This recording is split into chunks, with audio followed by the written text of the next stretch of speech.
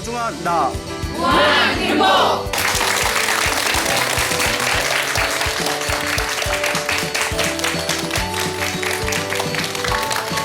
예, 만나서 반갑습니다. 예, 광우 스님이라고 합니다. 이렇게 이제 방송에 나와서 이제 이런저런 그런 부처님의 가르침에 대해서 이야기를 하다 보니까 이렇게 상담 같은 게 많이 들어와요.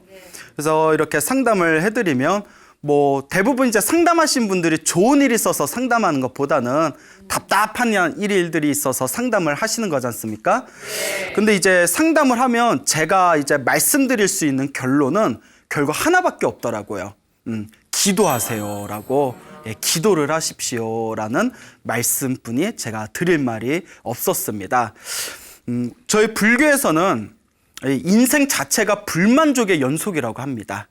예, 그래서 사는 것은 괴로움이다라고 불교에서는 이야기를 하는데 왜 사는 것은 괴로움인가? 뭐 고통스러운 괴로움 그런 의미가 아니라 끊임없이 불만족의 연속이라는 거예요. 예? 이것만 얻으면 내가 행복해질 것 같은데 그걸 쥐고 나서도 또 허해지고 또 무언가를 또 이렇게 쥐면 이번에는 행복해지겠지, 만족스러웠겠지 하지만 또 그것을 이제 성취하고 나면 또 다른 허함이 다가옵니다.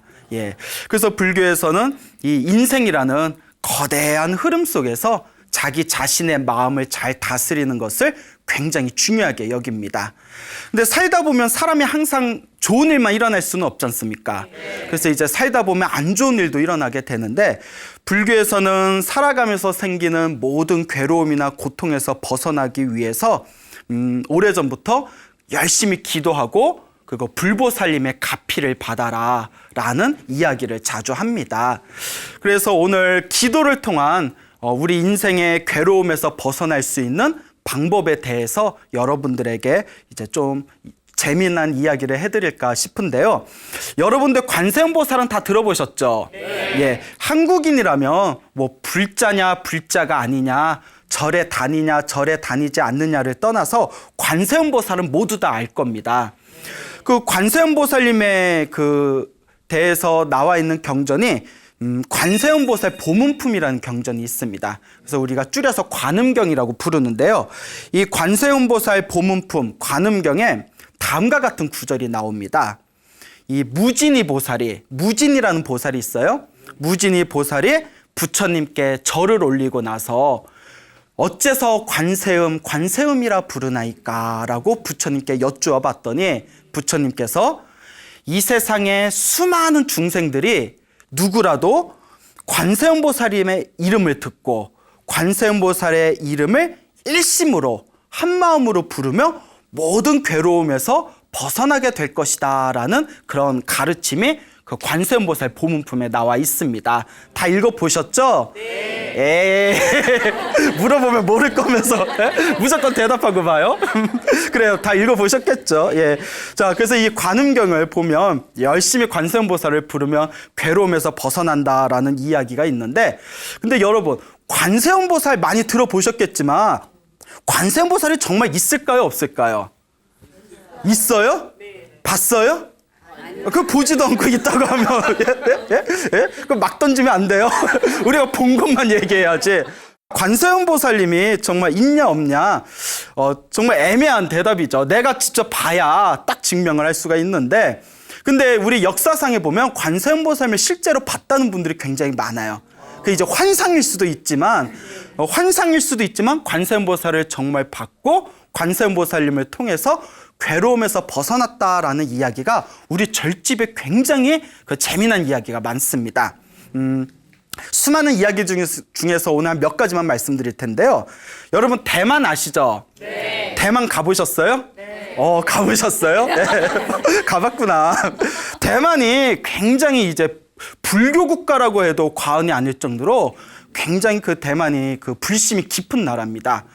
그 대만에서 가장 포교를 열심히 하신 스님으로 유명하신 분 중에 그 대만 불광사의 성운대사라고 계세요. 성운 스님.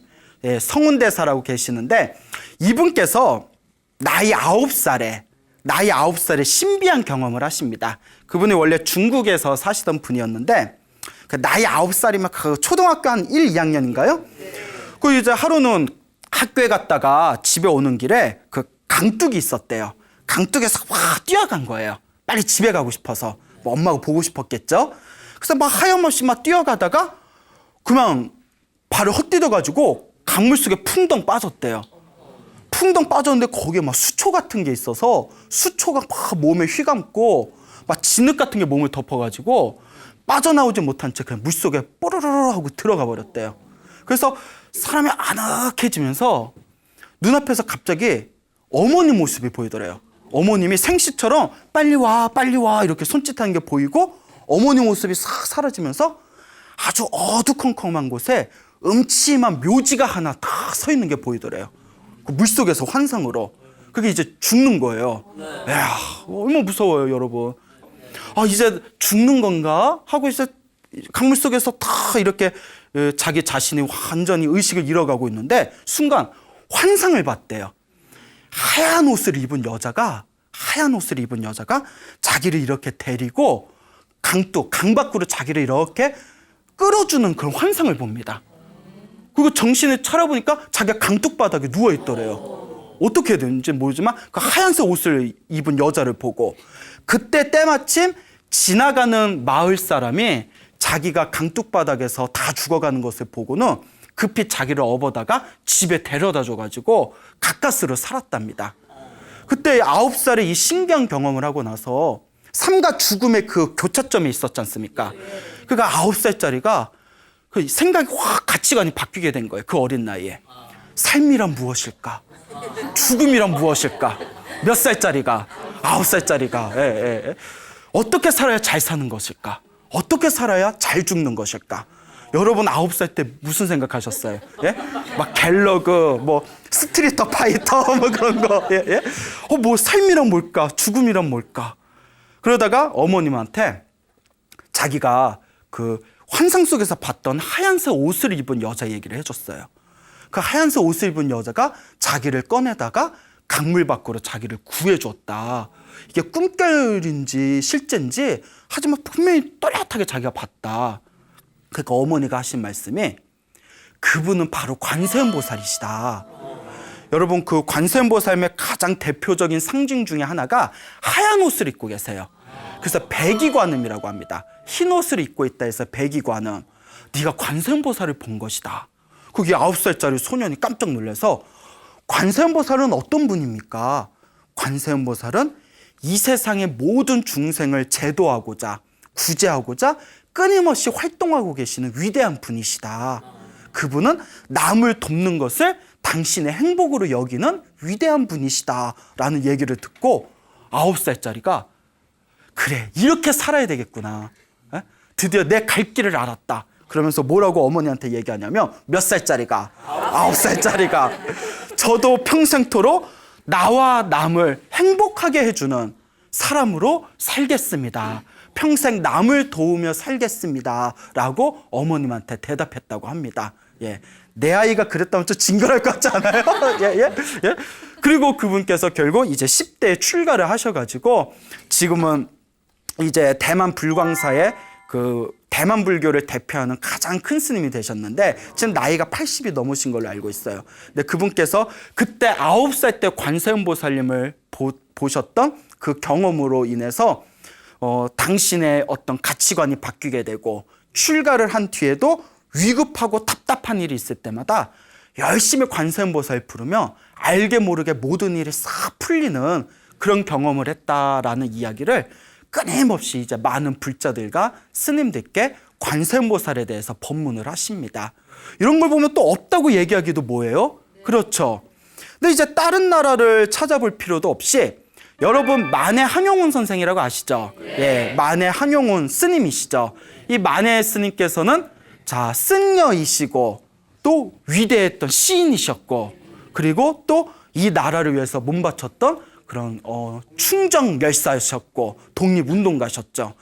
근데 이 만해 선생께서 만해 스님께서 1905년도에 출가를 하셨어요. 1905년도에 출가를 하셨는데 결혼하고 부인 버려두고 출가를 하셨어요. 예, 예.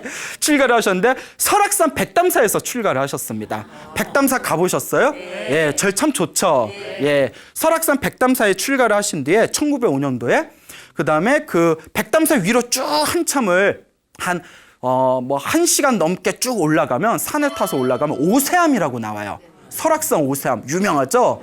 그 오세암에서 몇 년 동안 열심히 수행을 하셨다고 합니다. 그래서 오세암은 그 관세음보살님의 이야기가 전해져 내려오는 우리나라에서도 손꼽히는 관세음보살 기도도량입니다. 그래서 오세암에서 열심히 기도하고 수행을 하셨고 또 우리 만해 한용운 스님의 그 일대기를 보면 그때 오세암에서 수행에 큰 힘을 얻으셨다라는 그런 기록이 나옵니다. 근데 이제 1910년에 우리나라에 어떤 일이 있었어요? 그렇죠. 경술국치라고 해서 경술련의 나라의 큰 치욕. 우리나라가 일본의 이제 나라의 그 주체성을 이제 빼앗기는 식민지가 돼버리는 정말 가슴 아픈 사건이 펼쳐지게 됩니다. 그렇죠. 그래서 이 1910년에 이제 나라를 빼앗기고 나서 이제 이 한용운 스님이 너무나 가슴이 아픈 거예요. 그래서 그 슬픔을 안고서 그 1년 후에 1911년도에 만주 땅을 이렇게 여행을 다니셨대요. 그 광활한 만주 땅을 다니다가 거기서 이제 독립군 본체에 가게 됩니다. 그 독립군들이 있는 본체에 가서 서로 다 대화를 나누고 토론을 하고 나라의 앞날에 대해서 걱정을 한 뒤에 그 다음날 한숨 자고 이렇게 그 독립군 본체를 나왔대요. 그래서 이제 뚜벅뚜벅 나왔는데 자꾸 뒤에서 그 사람이 이렇게 미행이 붙더래요. 그래서 누군가고 봤는데 그 조선 사람이었대요. 한국인 청년 3명이 뒤에서 이렇게 따라오더래요. 같은 한국 사람이니까 그냥 왜 이렇게 따라오지? 그거 별로 마음에 담아두질 않고 같은 조선 사람이니까. 그리고 그 이제 만주 땅에서 산에서 고개 하나를 넘는 그 고개 그 골목길에서 갑자기 뒤에서 땅 하고 총 쏘는 소리가 들리더래요. 깜짝 놀라서 이렇게 뒤돌아봤더니 자기한테 총을 쏜 거였대요. 뭐 하는 거야? 이렇게 말하려는 찰나에 두 번째 총소리가 땅 나면서 아픔이 느껴지대요, 머리에서. 그리고 마지막으로 세 번째 총소리가 땅 나면서 자기가 쓰러져 버렸대요. 그 피가 막 허공에 분사가 되면서 그 머리에 총을 맞아버린 거예요. 그래서 이제 다 쓰러져가지고 피를 철철 흘리고 있는데 머리에 총을 맞아서요. 그 옛날엔 조승 딱총이라고 해가지고 그게 이제 그 힘이 약해서 그렇지 지금 총이었으면 바로 직사했을 거예요. 그래서 이제 우리 만해 한용운 스님이 딱 이렇게 쓰러지셔가지고 허공을 바라보면서 의식이 이렇게 처음에는 엄청나게 아프더니 그 나중에 편안함이 오더래요. 그 죽음을 코앞에 뒀을 때 편안함이 싹 모든 아픔이 사라지고 편안함이 싹 밀려오더래요. 이게 이제 과학적으로 증명이 됐죠. 그 사람이 극도의 어떤 스트레스라든가 아픔을 느끼면 뇌에서 그 보호작용으로 아드레날린이 막 분출된대요. 그때 그 일종의 마약 성분이 있어가지고 오히려 행복감이 느낀대요. 행복감이 느낀답니다. 그러니까 이제 아득해지는 찰나에 내가 이렇게 죽는구나 하고 느낄 때 눈앞에서 관세음보살님이 나타나더래요. 눈앞에서. 이게 만해 스님께서 직접 쓰신 글에 나오는 겁니다. 다 관세음보살님께서 딱 나타나셨는데 너무너무 예쁘더래요. 너무너무 아름답더래요. 좀 사진이라도 찍어놓지. 너무너무 예뻐서 불상으로 우리가 탱화로 불상으로 보는 거는 비교도 안 될 정도로 너무너무 아름다운 여인네가 자기를 바라보면서 너무 예쁘다. 너무 아름답다. 그래서 그 죽어가는 마당에도 이렇게 넋을 잃고 보고 있었대요.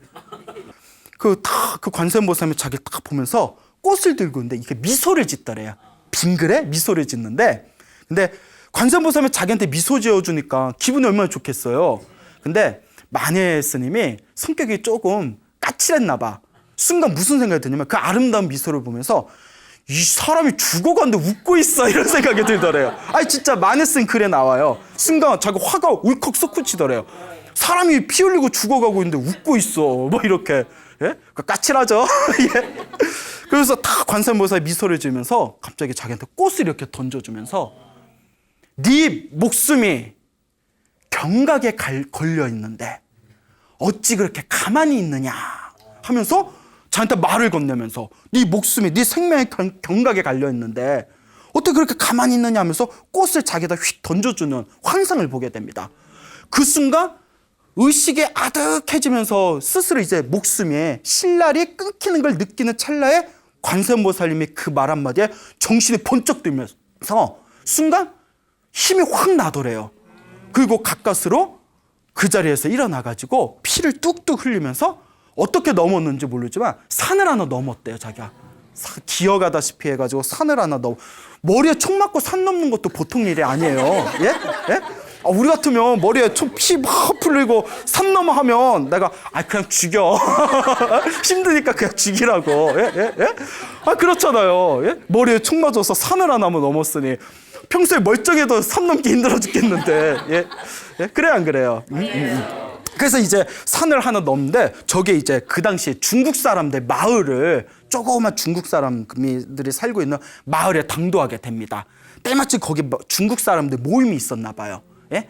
그러니까 그 만했으면 피를 철철 흘리고 오니까 이게 어쩌면 이러냐 하고 중국 사람들이 와서 이렇게 이제 붕대를 감아줬대요. 응급조치를 해줄 때 그 핏자국을 보고 그 조선 청년 3명이 쫓아온 겁니다. 쫓아와가지고 자기한테 이제 다가오는 걸 이제 만했으면 어디서 그런 힘이 났는지, 어쩌면 그때 관세음보살님이 꽃 던져준 것 때문에 힘이 번쩍 났는지, 그 자리에서 소리를 버럭 지르면서 죽일 테면 죽여라! 이렇게 소리를 버럭 질렀대요. 그러니까 죽일 테면 죽여라 하면 어떻게 하면 돼요? 죽이면 되잖아요. 죽여도 돼요? 근데 이제 이 만했음의 그 추상 같은 그런 어떤 모습에 다들 이제 겁이 나가지고 그 조선 청년 3명이 도망을 갔답니다. 예? 그리고 그 이제 중국인 마을에서 응급치료를 받아가지고 뼈를 깎아내가지고 총탄을 빼냈대요. 근데 이제 만해 스님 증언에 의하면 그때 총탄을 빼냈는데도 그때 얼마나 그 의료시설이라든가 기술이 얼마나 그 빈약했겠어요. 아직도 머리에 총탄 몇 개가 박혀 있다고. 그래서 그때 목숨은 구했지만 그 뒤로 겨울이 되면 머리가 그 차가워지면서 그 이렇게 머리를 채 떠들듯이 달달달달 떠는 그런 부작용, 후유증으로 평생 돌아가실 때까지 고생하셨대요. 예? 그래서 그 한용운 스님께서 말년에 중풍으로 돌아가셨다는 얘기도 있는데 그때 머리에 총 맞았던 또 후유증이 아니겠냐라는 설도 있습니다. 어쨌거나 이제 만해 스님이 그때 머리에 총 맞고 막 목숨이 끊길 때 누구를 봤어요? 관세음보살님을 봤고, 관세음보살님이 너 목숨이 지금 위험한데 왜 누워있느냐 하면서 꽃을 던져주는 환상을 보고는 가까스로 힘을 내서 그때 목숨을 구했다라는 이야기가 전해지고 있는데, 그래 그 뒤에 만해 스님께서 이 이야기를 사람들한테 자주 해주시면서 자기가 살아생전에 관세음보살님을 친견했다고 그러니까 자랑을 하셨대요. 예, 자랑을 엄청 하셨다고 합니다. 이런 것을 보면 없다고 말하기도 애매해요. 그렇죠? 예? 내가 못 봤다고 없다고 얘기하기엔 그렇잖아요. 그럼 우리 만해 스님 같이 위대하신 분이 거짓말할 리 있겠어요, 없겠어요? 예, 그 살다 보면 할 수도 있겠지만은, 예? 예? 그래도 설마 그 스님이셨던 분이 사람한테 그 총 맞아서 죽을 뻔했던 분이 그 이야기 갖고 장난칠 리는 없잖아요. 이런 거 보면 정말 우리 이 불교의 이 관세음보살님이나 불보살님의 가피는 정말 신비하고 묘하다라는 걸 생각해 볼 필요가 있습니다. 재밌죠? 예. 그 한용운 스님하고 얽힌 이야기 하나만 더 해드리면, 그 일제시대 때 우리 민족이 얼마나 힘들고 괴로웠어요. 그렇죠. 참 우리나라의 큰 치욕이고 큰 아픔이고 큰 슬픔입니다. 그때 이제 어떤 그 집에 할머니가 계셨는데 할머니가 이제 아들이 하나 있었대요. 근데 아들이 남편도 일찍 잃고 아들 하나만 바라보면서 살았는데 아들이 중일정장 학도병으로 끌려갔대요. 질질 끌려간 거예요. 학도병으로. 그러니까 막 가슴이 얼마나 아파요. 우리 아들 죽으면 어떡하나, 전쟁터에 나가서 총 맞으면 어떡하나, 어떡할 줄을 모르니까 주변 사람들이 그러지 말고 요 근처에 그 만해 큰 스님이 계시는데 만해 스님께 가서 상담 좀 받아보라고 그러는 거예요. 그러니까 혹시라도 풀뿌리라도 잡는 심정으로 이 할머니께서 아들을 학도병으로 빼앗긴 할머니께서 만해 스님을 찾아갑니다. 스님한테 쉬님 막 이러면서 우리 아들이 학도병으로 끌려갔다고 너무 불안해서 어떻게 하면 좋냐고 하니까 마네스님이 내 말대로 하면 아들이 살아서 반드시 돌아올 겁니다. 할 수 있겠습니까? 이러는 거예요. 하겠다고. 예? 할 수 있겠습니까? 예, 하겠습니다. 어떡할까요? 예?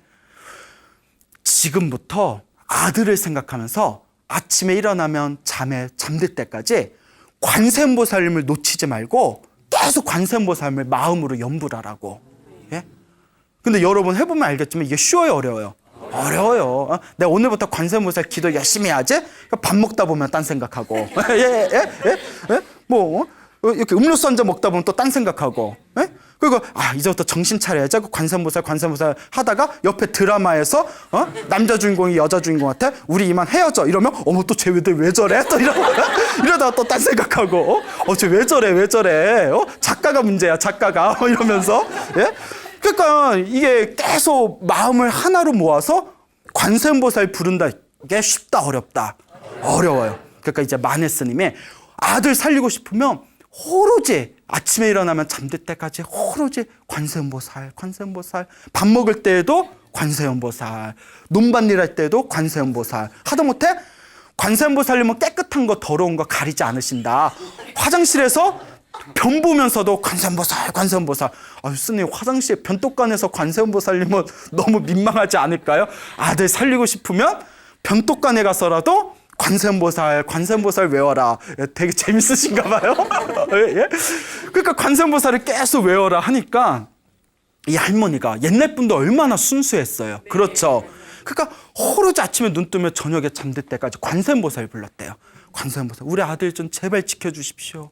관세음보살님, 제발 우리 아들 좀 지켜주십시오. 그 나중에는 꿈에서도 관세음보살 부를 정도로 그렇게 기도를 지극정성으로 했답니다. 그러다가 그렇게 기도를 오랫동안 했는데 그렇게 시간이 흐른 뒤에 얼마 뒤에 아들이 죽었다는 부고장이 날라온 거예요. 일본 쪽 그 부대에서 아들이 장렬하게 전사했습니다 하면서. 그러니까 이 할머니가 배신감이 느낀 거야. 나를 속여? 아들이 살 수 있다더니 나를 속여? 그래서 관세음보살도 필요 없고 부처님도 필요 없고 보살님도 필요 없구나. 관세음보살이 나를 속였구나 싶은 거예요. 근데 옛날 사람들이 그렇게 이제 아들은 잃었지만 그래도 옛날에 사람들은 사람이 죽으면 49일 동안 제사를 올린다는 개념이 강했거든요. 요새 이제 젊은 세대들은 제사를 잘 안 지내는 추세인데, 그러니까 49제를 딱 지내줬대요. 49제, 이제 돌아가시고 49일 동안 제를 지내는 49제를 다 지낸 뒤에 아들 49제도 지냈으니 내가 이제 하나 남은 아들만 바라보고 살았는데 내가 더 살면 뭐하냐, 내가 죽자 생각하더래요. 내가 죽어버리자. 예? 그리고 죽었대요 하면 돼요, 안 돼요? 안 되죠. 마무리는 훈훈하게. 예? 그래, 내가 죽어버리자 하고 나도 이제 죽자고 식음을 전폐하고 방에 누워있는데 갑자기 문 밖에서 어머니 하는 소리가 들리더래요. 순간 누구지? 어머니 자꾸 이런 소리가 들려서 내 아들이 49제 끝나고 나서 귀신이 돼서 맞으면 인사하려고 왔구나. 귀신이 돼서라도 인사하러 왔구나. 그래, 나도 데려가라 하고 문을 열었는데 진짜 아들이 있는 거예요. 귀신이 돼서 온 거야. 아들이.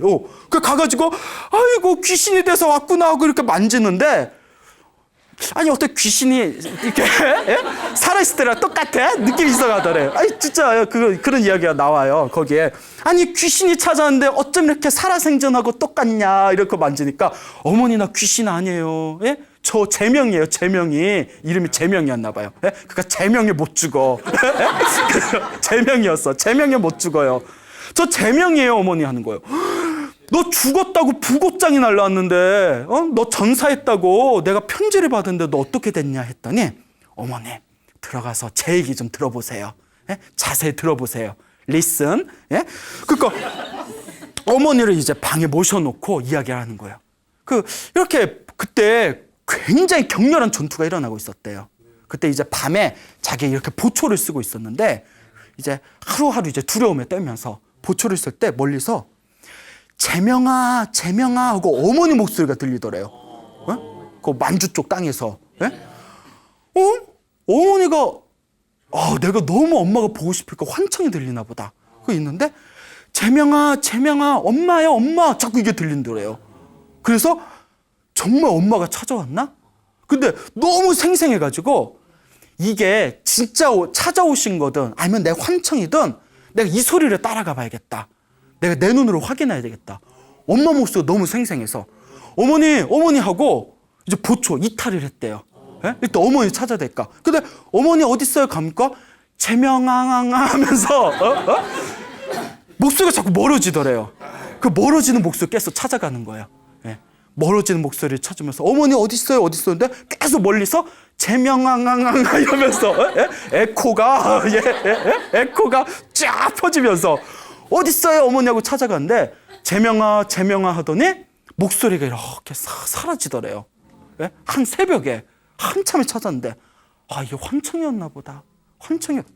그리고 지금 내가 보초소다가 몰래 나왔는데 탈염병으로 걸렸다. 나 큰일 나겠다 싶어서 급히 부대를 갔는데 부대에 있는 사람들 다 전사해버렸대요. 그날 자기가 어머니 찾는다고 산으로 들로 뛰어가서 막 어머니 목소리를 찾고 있을 때 거기서 적군들이 침입해가지고 부대 사람들 다 몰살당한 거예요. 소름이 쫙 끼치면서 어머니 목소리가 아니었으면 내가 어떻게 뻔했을까? 죽었겠구나. 이랑 이렇게 된 거 어차피 나 죽은 목숨이니까 이렇게 된 거 설사 중간에 탈염병으로 잡혀서 사형당한다 하더라도 일단 어머니 만나러 가자. 그거 몰래 옷을 바꿔 입고 평복으로 바꿔 입고 한 달이 넘게 걸어가지고 어머니 집에 몰래 온 거예요. 어머니 제가 이렇게 해서 살아 돌아왔습니다. 할머니가 눈물을 펑펑 쏟으면서 관세음보살님 이렇게 우리 아들 보호해 주셨는데 나는 그것도 모르고 관세음보살님 욕을 했습니다. 잘못했습니다. 이러는 거예요. 예? 그러면서 네가 관세음보살님 덕분에 살았으니 우리가 평생 관세음보살님 은혜를 갚으면서 살자꾸나 해서 그 자기 집을 절로 고쳐가지고 이름을 관음암이라고 줬대요. 관음암. 예? 그러면서 평생 동안 아들하고 기도하면서 관세음보살님께 기도하면서 그렇게 살아가신 이야기가 그렇게 전해지고 있습니다. 여러분 믿습니까? 예. 믿습니까 여러분? 예? 이 기적 같은 이야기를 믿습니까? 예? 그래요 여러분. 예? 그러니까 요 관세음보살님의 요 묘한 가피의 이야기가 우리 불교계에 굉장히 많이 전해지고 있습니다. 우리 한국 현대 큰 스님 중에 금오 스님이라고 계십니다. 예, 금오 스님이라는 큰 스님이 계신데 저 법주사 아시죠? 법주사 팔상전 아시죠? 소풍 때 가끔 가잖아요. 예, 그 법주사의 큰 스님이셨던 금오 스님이라고 계시는데 이 금오 스님께서 젊은 시절에 굉장히 참선을 열심히 한 선승이셨습니다. 굉장히 수행을 열심히 한 참선을 열심히 하신 그런 큰 스님이셨는데 이 스님께서 생긴 게 달마대사처럼 우락부락하게 좀 생기셨대요. 눈이 부리부리하시고 뼈가 완전 통뼈고 아주 장골이셨대요. 예, 씨름선수로 나왔으면 엄청났을 거예요. 예, 근데 이 굉장한 장사하셨는데 이분이 이제 나이가 젊었을 때 저 만주 땅에 수월이라는 도인 스님이 숨어 살고 계셨어요. 그 아주 유명한 스님이십니다. 수월이라는 아주 그 신통력을 발휘하셨다는 그 자비보살이라고 불리셨어요. 아주 수월 스님이라는 큰 스님이 만주 땅에 살고 계셨는데 내가 수월 스님께 만주 땅에 가서 수월 스님 밑에서 공부 좀 해야 되겠다 해가지고 이렇게 바랑을 싸가지고 만주 땅으로 건너가셨대요. 그때가 1920년대 초반의 일이었다고 합니다. 일제시대였댔죠. 그때 이제 나이가 당신 한 20대 때 젊었을 때요. 그때 이제 그 바랑 하나 보따리 하나 짊어지고 만주 땅을 넘어섰는데 그때 만주 땅 경계가 중국, 일본 그리고 러시아 이렇게 접경지대가 있었대요. 접경지대가 있었을 때 딱 러시아 그 구역 쪽으로 발을 딱 딛는 순간 갑자기 러시아 군사들이 오더니 자기를 이렇게 붙잡아서 끌고 갔더래요. 왜 그러냐 그랬더니 금오 스님이 그때 그 땅에 오시기 그 전날 밤에 그 마적대들이 부잣집에 침범해가지고 재물을 강타하고 그 집주인 남편을 죽였다는 거예요. 그러니까 아무래도 당신이 의심스럽다. 나 스님이라고. 우리가 보기엔 마적이라고. 산적이야. 생긴 게 산적이네. 그 사람이 좀 곱게 생기고 볼 일이에요. 예? 그러니까 그 모습이 너무나 완전 장사셨대요. 그 아주 그냥 대장국감이셔가지고 딱 봐도 이제 그 스님으로 안 보고 무슨 이제 마적대 산적으로 본 거예요. 예? 그러니까 그래서 이제 가가지고 막 고문을 하더래요. 사실대로 얘기할까? 아니라고. 난 저 조선 땅에서 온 난 스님이라고. 예? 그게 이제 난리가 난 거예요. 그러다가 참 이거 독하네 뭐 이러면서 그 부인을 그 죽은 남편의 부인을 다 데려옵니다. 이 사람 그 마적대 그 살인범이 맞는지 얼굴 좀 보십시오 하니까 이 여자가 경황이 없어가지고 맞아요 또 이래버리네. 예? 왜 그래 사람이? 예? 제대로 보고 얘기를 해야지. 다짜고짜 맞아요. 예? 딱 봐도 산적같이 생겼잖아요. 뭐 이러는 거예요. 예? 그러니까 이거 꼼짝없이 죽겠구나 싶은데 갑자기 어느 날 딱 고문을 그만두고 이렇게 감옥에 보내더니 감옥에서 몇 날 며칠을 그냥 두더래요. 왜 이러지? 이러고 있는데 그때 그 감옥에 한국인 그 만주에 있는 조선 불악촌에 그 선생님으로 계신 분이 한국 분이 이렇게 감옥에 또 끌려오셨대요. 어쩌다 오셨습니까? 했더니 내가 거기 뒷사이다 아편을 좀 키우다가 걸려가지고 왔다고. 아편이 굉장히 그거 마약이지 않습니까? 나는 그 스님은 어쩌다 여기 왔어. 내 이래 해서 왔는데 내 말을 믿어주지 않습니다 했더니 이 한국인 선생이 하는 얘기가 아이고 그 사람 잡혔습니다 이러는 거예요. 그 마적대 살인범 잡혔습니다. 아니 그러면 왜 나를 빨리 풀어줘야지 왜 나를 아직도 잡고 있는 겁니까? 당신은 여기서 영원히 못 나갈 겁니다. 아니 왜 그렇습니까? 먼저 첫 번째, 당신을 꺼내주려면 일본 쪽에서 힘을 써줘야 되는데 일개 조선 사람인 당신을 위해서 일본에서 신경이나 쓰겠습니까? 그러면 그때 우리나라 주권이 없었잖아요. 일제 식민지였으니까. 그리고 둘째, 혹시 러시아 쪽에서 미안하다고 당신을 풀어줬다가 이 일이 혹시라도 알려져서 일본 쪽에서 피해 보상을 요청하면 러시아도 얼마나 골치 아프겠습니까? 그러니 당신을 안 놔주는 겁니다. 평생 감옥에서 썩다가 죽게 될 겁니다. 이러는 거예요. 그러니까 근데 우리 역사를 보면 이렇게 억울하게 감옥에서 살다 죽은 사람이 얼마나 많겠어요. 예? 그러니까 참 사람들 독해요. 그 죄 없는 사람. 예? 그러니까 이제 그 모습이 고민에 빠지다가 이거는 인간의 힘으로 안 되겠다. 이건 오로지 누구에게 의지해야 되겠다. 관세음보살께 의지해야 되겠다. 그러니까 이분이 평생 참선하셨던 분이잖아요. 딱 벽에 가부좌 틀고 딱 앉아서 오로지 3일 동안 식음을 전폐하고 잠을 안 자고 3일 동안 오로지 관세음보살만 불렀대요. 관세음보살. 제발 관세음보살님 저를 이 괴로움에서 벗어나게 해주십시오 하고 관세음보살님이 계속 3일 동안 불렀답니다. 예? 야, 여러분 3일 동안 그렇게 열심히 기도해 본 적 있어요? 그래, 없을 것 같아요. 네. 나중에 한번 해보세요. 3일 동안 열심히 오로지 관세음보살만 부르니까 그러니까 자기 목숨이 경각에 걸려있다 생각하니까 딴 생각도 안 나더래요. 예? 내가 당장 죽을지도 모른다. 여기서 썩어서 내가 영원히 감옥에서 못 빠져나갈지도 모른다 생각하니까 오로지 관세음보살만 생각나더래요. 그래서 관세음보살 부르는데 그 자기가 벽 보고 이렇게 관세음보살 부르는데 위에 이렇게 창살이 있는 창문이 있었대요. 창살이 있는 창문이 있는데 그 지하니까 창살 바깥하고 연결되어 있는 그 창문에 그 쇠로 된 쇠창살이 있는데 그 누가 이렇게 왔다 갔다 하면서 망을 보더래요. 뭐지 하고 이렇게 봤는데 거기 망을 보던 이렇게 사람이 갑자기 거기 창문에 있는 쇠창살을 2개를 흔들어서 쑥 빼버리더래요. 그게 뽑혀? 그 예나 지금이나 부실공사는 하여튼 그게 어떻게 뽑혀? 감옥에 쇠창살이. 예? 그 부실공사 이거 이러면 안 돼요 이거. 예? 층간소음도 우리가 빨리 극복해야 돼요. 예? 그 쑥 뽑아왔더니 거기다 이렇게 목을 이렇게 쑥 빼고 그 모습을 보면서 씩 웃더래요. 뭐야? 예. 네? 그 씩 웃더니 쇠창살을 다시 이렇게 꽂아놓고 가버리더래요. 그 모습이 이렇게 이제 한마디로 넋이 나가서 이게 뭔 경우인가 이렇게 있다가 이게 뭐지? 그래서 자기도 그 쇠창살을 2개를 흔들니까 그 쑥 뽑히더래요. 이게 뭐지? 그때 느낌이 탈출하라는 신호인가 보다. 거기를 이렇게 이제 그 쇠창살 2개를 뺐으니까 그걸로 이렇게 탈출을 했대요. 그래서 이제 막 뛰어가요. 그래서 막 뛰어가는데 뒤에서는 막 이제 탈옥수, 막 나팔 소리 들리고 막 징 소리 들리고 탈옥수가 생겼다고.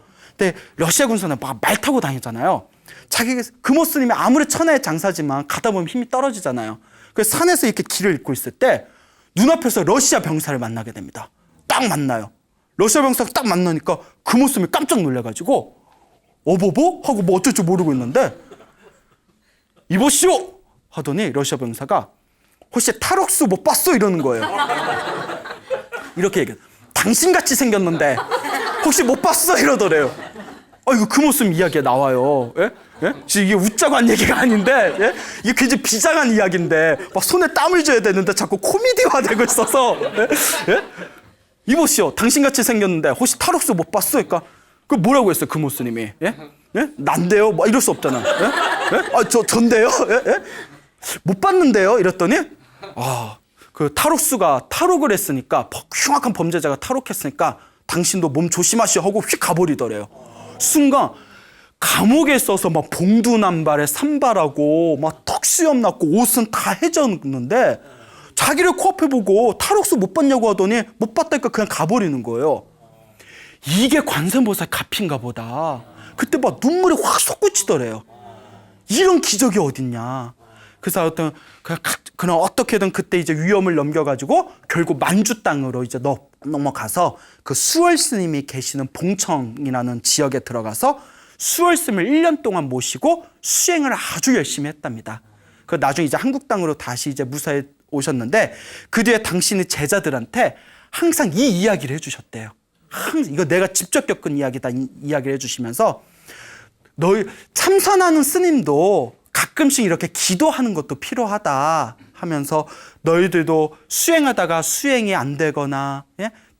자꾸 안 좋은 일이 생기거나 하거든 마음을 다 비우고 오로지 누구를 불러라? 관세음보살 불러라. 이런 기적 같은 일이 생길 것이다 하고 항상 제자들과 신도들한테 이 이야기를 굉장히 자주 해주셨답니다. 그러니까 한국인들이 옛날에도 우리 할머니들 옛날 사람들 다 절에 다녔지만 답답한 일 있으면 우리 할머니들 기억나시죠? 항상 뭐라고 그러세요? 아이고 관세음보살 이러잖아요. 예? 아우 저 썩을 거. 아이고 내 업이다. 내 탓이다 이러면서 아이고 관세음보살 하고 항상 염주를 굴리시던 할머니들 기억나죠? 예. 이와 같이 우리 한국인의 유전자에는 이와 같은 관세음보살님에 대한 강렬한 믿음이 우리의 혈액 속에 흐르고 있는 겁니다. 이와 같이 우리 중생들이 살아가다 보면 뭐 좋은 일이 생길 때도 있지만 정말 힘들고 괴로울 때도 있을 거예요. 예? 이 힘들고 괴로울 때 여러분들은 어떻게 하십니까? 술로 때우십니까? 예? 누구 욕하면서 그냥 예?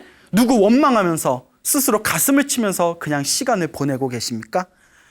정말 힘들고 괴로울 때 한번 내 몸과 마음을 다 놓아버리고 오롯하게 관세음보살을 불러보시기 바랍니다. 관세음보살을 불러도 좋고 지장보살을 불러도 좋고 누구를 부르든 한결같은 마음으로 기도한다면 반드시 불보살님들이 여러분들에게 묘한 기적과 같은 가피를 선물로 주실 것입니다. 여러분 행복해지고 싶습니까? 네. 행복한 삶을 창조하고 싶습니까? 네. 복을 지으십시오. 선업을 지으십시오. 공덕을 쌓으십시오. 복과 선업과 공덕의 힘이 여러분들을 진정한 행복의 길로 이끌어 줄 것입니다. 오늘 여기서 마치겠습니다. 소중한 나 무한 행복. 소중한 나 무한 행복.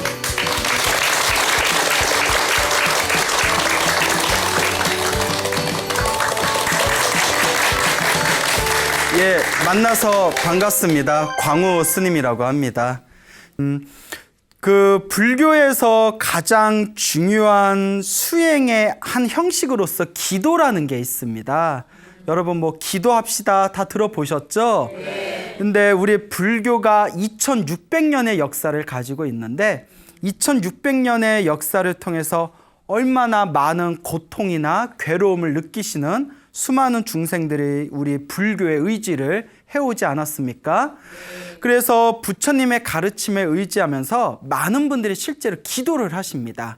자신의 불행과 자신의 괴로움을 이겨내기 위해서 혹은 더 나은 어떤 행복을 위해서 또 어떤 새로운 한 수행의 길을 걷기 위해서 기도라는 것을 하는데 우리 2600년의 역사를 통해서 기도를 하신 수많은 불제자 분들의 어떤 행적들을 살펴보면 정말 기적이라고까지 말할 수밖에 없는 엄청난 신비한 경험들을 많이 하십니다. 그래서 물론 불교는 깨달음의 종교고 지혜의 종교지만 사실 우리가 살아가면서 일상생활에서 어렵거나 힘든 일을 겪게 되면 사실 뭐 당장의 깨달음이나 어떤 거대한 열반, 해탈의 세계보다는 일단은 당장 이 괴로움에서 벗어나고 싶다라는 감정이 더 강하지 않습니까? 네. 뭐 예를 들어서 당장 먹을 밥이 없고 막 쌀 세 톨이 남았는데 나는 깨달음을 추구해야지 뭐 당장 굶어 죽게 생겼는데 이러기가 일반 불자들은 쉽지가 않거든요. 네. 자, 이렇게 현실 속에서 힘들고 답답하고 괴로운 일에 처했을 때 우리는 어떻게 지혜롭게 극복해야 할 것인가? 그것이 바로 기도라는 것입니다. 그래서 저는 주변의 불자분들에게 기도를 굉장히 많이 권유합니다. 물론 우리가 깨달음을 얻기 위해서는 참선을 해야 되고 또 우리가 이 윤회에서 벗어나기 위해서는 무슨 윗바사나 그런 어떤 수행법을 닦기도 하지만 일상생활에 우리 일반 불자들, 일반 중생분들이 생활 속에서 경험 속에서 겪고 있는 어떤 어려움을 해결하기 위해서는 사실 참선이나 어떤 명상수행법보다는 저 불보살님의 신비한 가피력에 의지하는 기도수행법이 훨씬 더 중생들에게 큰 이익을 줄 때도 있습니다. 예를 들어서 저 같은 경우에도 제가 지금까지 이제 승려로서 살아온 게 한 20년 가까이 돼요. 20년 가까이 됩니다. 모르겠어요. 제가 좀 젊어 보여서 그런지 저 절에 예 고마워요. 예. 20년 정도 이렇게 머리 깎고 생활했습니다 하면 굉장히 이렇게 좀 새롭게 쳐다보는 분도 계세요. 그런데 저도 20년 동안 이렇게 가까이 승려 생활을 해오면서 저도 이제 살아오면서 좀 힘들거나 괴롭거나 답답한 일들이 있었을 거 아니에요. 그때 모든 걸 다 내려놓고 오로지 믿습니다. 부처님 믿습니다. 저에게 힘을 주십시오. 그 간절하게 관세음보살님을 부른다거나 뭐 나무아미타불을 부른다거나 간절하게 기도를 해서 그 어떤 힘들었던 고비를 지금 돌이켜보면 지혜롭게 잘 넘겼던 그런 기억들이 납니다. 그래서 저도 또 주변 분들한테 불자분들한테 기도를 많이 하세요라고 권유하기도 하고 또 실제로 기도를 많이 하셔가지고 열심히 지극정성으로 기도하셔서 당신의 어떤 답답했던 일들을 아주 지혜롭게 헤쳐나가신 그런 불자분들이 굉장히 많습니다. 그 꽤 오래전 일입니다. 그 어느 스님께서 계셨는데 이 스님께서 살아생전에 이제 젊었을 적에 굉장히 그 포교를 위해서 열심히 활동을 하시다 보니까 젊었을 때 너무 이제 힘을 많이 쓰셔서 나이가 한 60여 세 정도 됐을 때 극심한 만성 피로를 느끼시게 되었다고 합니다. 사실 뭐 요새 시대 60세면 그렇게 나이 많은 건 아니잖아요. 요새 이렇게 너무나 정정해 보이시고 활기찬 그런 불자님이 계셔서 이렇게 대화하다가 연세가 어떻게 되세요? 했는데 와, 뭐 이번 70대 후반입니다 하면 제가 깜짝깜짝 놀랄 때가 있어요. 그래서 정말 요새는 60은 나이도 아니구나. 예, 60이신데도 너무나 정정하신 분들이 많아서. 근데 이 스님께서는 한 60세 정도가 됐을 때 온몸에 기진맥진 해버리고 완전 만성 피로해서 헤어나오지를 못하시는 겁니다. 아이고, 내가 젊었을 적에 힘을 너무 써가지고 내가 피곤이 누적됐나 보다 해가지고 한의원에 가서 진맥도 받아보고 뭐 침도 맞아보고 보약도 드셔보시고 근데 전혀 효험이 없더래요. 그래서 큰 병원을 한번 가봤더니 간경화 말기라더랍니다. 근데 지금 현대의학에서도 간경화 말기면 굉장히 조금 치료하기가 쉽지는 않은 질병이지 않습니까? 근데 이게 이 이야기가 한 몇십 년 전 얘기니까 그때 간경화면 얼마나 좀 치명적인 병이었겠어요. 병원에서는 이거 그래도 극적으로 치료되는 사람들도 있으니까 최선을 다해서 우리 한번 치료해 봅시다 하는데 스님께서 마음이 답답하신 거예요. 그러다 어느 날 문득 이런 생각을 일으킵니다. 뭐 병원에서 치료한다고 이게 100% 된다는 보장도 없고 내가 스님으로서 부처님 제자로서 지금까지 이렇게 살아왔으니 내가 무슨 여한이 있겠느냐. 내가 이렇게 큰 병에 걸리고 몸이 아프게 된 것도 내가 과거에 지은 내 업보가 아니겠느냐. 이 업보를 녹이려면 내가 기도를 해야 되지 않겠느냐. 그래서 이분께서 오로지 관세음보살님 기도를 했대요. 여러분 관세음보살님 기억나시죠? 예, 관세음보살님 다 아실 겁니다. 이 세상의 모든 중생들의 고통을 어루만져 주시고 소원을 성취해 주신다는 자비로우신 보살님이 관세음보살님 아니십니까? 지극한 마음으로 관세음보살, 관세음보살 매일매일 간절하게 관세음보살님한테 기도를 했답니다. 그런데 몇 달이 지났는데 몸이 더 안 좋아지더래요. 예? 몸이 더 안 좋아지더랍니다. 근데 대부분의 불자들이 그래요. 큰 스님들 법문 들어보니까 몸에 큰 병이 있던 사람이 기도를 하다가 몸에 병이 낫다더라. 그러니까 나도 병원에서 치료가 잘 안 되는데 나도 기도해야 되겠다 하고 기도를 열심히 했는데도 몸에 병이 안 나오면 에휴 영험 없네, 효과 없네, 다 뻥이야 막 이러면서 또 거기서 신심을 잃어버리는 분들도 굉장히 많으십니다. 그런데 지금 우리가 이 소나무 프로그램이 지금 거의 지금 70회 가까이 되고 있거든요. 그래서 지금 이 70회 가까이 지금 60 몇 회 정도 될 거예요. 70회 가까이 됐는데 1년이 넘어갔죠. 1년 동안 그동안 소나무에서 제가 이런 어떤 기도 가피라든가 기도 체험을 했던 이야기들이 이렇게 굉장히 많습니다. 그래서 그런 이야기들을 제가 종종 해드리는데 그런 기도가피 이야기를 할 때마다 제가 꼭 빼먹지 않는 게 많은 분들이 이런 신비스러운 이야기를 들으면 처음에는 기도를 열심히 하다가도 중간에 효과가 없는 것 같으면 중간에 좀 믿음을 많이 잃어버리시더라. 근데 그런 거에 구애받지 않고 내 업을 닦는다라는 마음으로 꾸준히 닦아야 된다. 이런 법문을 굉장히 자주 해드렸습니다. 기억나나요? 네. 에이 안 나면서 예. 자 어쨌거나 이 스님께서 갈수록 몇 달이 지났는데도 몸이 더 안 좋아지시더래요. 그러다가 이렇게 몸이 너무 힘들고 괴로울 때 어느 날 진짜 내가 이러다 오늘 밤은 못 넘기겠다 싶은 생각까지 들더래요. 온몸이 너무 힘들고 괴롭고 아파서 진짜 내가 오늘 밤은 못 넘기겠다. 그러다가 문득 이런 생각이 들더랍니다. 우리 중생이 수없는 윤회의 생애 동안 태어나고 죽고 태어나고 죽음을 반복하면서 안 아팠던 적이 있었겠느냐. 건강했던 적도 있었지만 아팠던 적도 있었고 아팠던 적도 있었지만 건강한 적도 있었고 결국 아프다 안 아프다 이런 것들이 다 내 마음자리가 만든 한낱 모양에 불과할 뿐이다. 내 마음이 만든 이 모양에 내가 흔들려서 해야 되겠느냐. 정말 수행을 많이 하신 스님 같아요.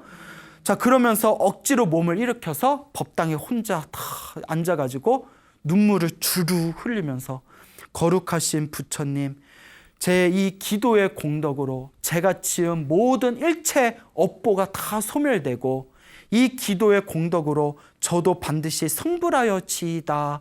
이렇게 숭고한 원력을 세우면서 간절한 마음으로 이렇게 기도를 하셨대요.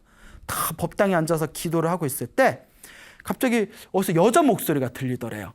딱 봤더니 하얀 옷을 입은 여자가, 근데 웬 젊은 여자가 하얀 옷 입고 저녁에 찾아오면 그것도 좀 무서울 것 같아요. 저녁 이시에 나 잡으러 왔나? 에? 하얀 옷을 입은 여자가 법당에 싹 들어오더래요.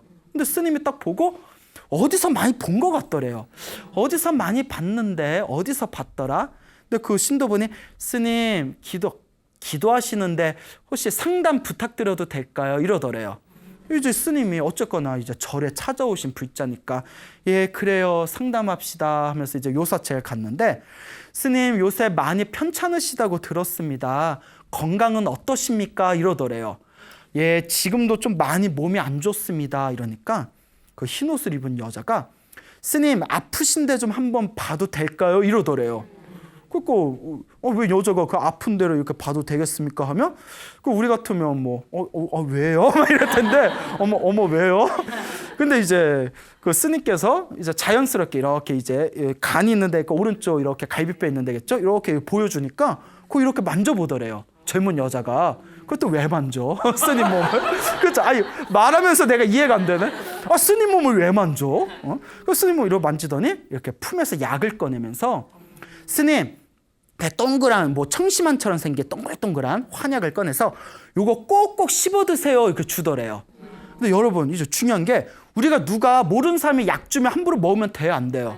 안 돼요. 뭐 택시 타다가 바카스 먹으라고 주고 이러면 안 돼요. 근데 그 스님이 그것도 꼭꼭 씹어 드시더래요. 예? 그래서 이제 꼭꼭 씹어 드시더니 이제 다 먹고 나니까 그 보살님이, 흰 옷을 입은 보살님이 싹 일어나면서 스님, 다음에도 한번 또 들리겠습니다 하면서 싹 나가더랍니다. 그래서 뭐야? 뭐지? 이러고 있는데 갑자기 찬바람이 휙 불면서 몸이 으스스스 하더래요.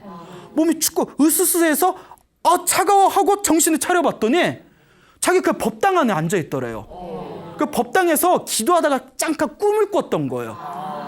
꿈을 꿨던, 흰 옷을 입은 여자가 그 상처 만져보고 약 주고 참 별 꿈도 꾸네 하고 일어났는데 컨디션이 너무 좋더래요.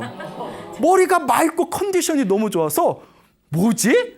뭐지? 하고 이렇게 주변을 보다가, 여러분, 우리 절에 가보시면 항상 불상 뒤에 이렇게 탱화가 있잖아요. 그렇죠?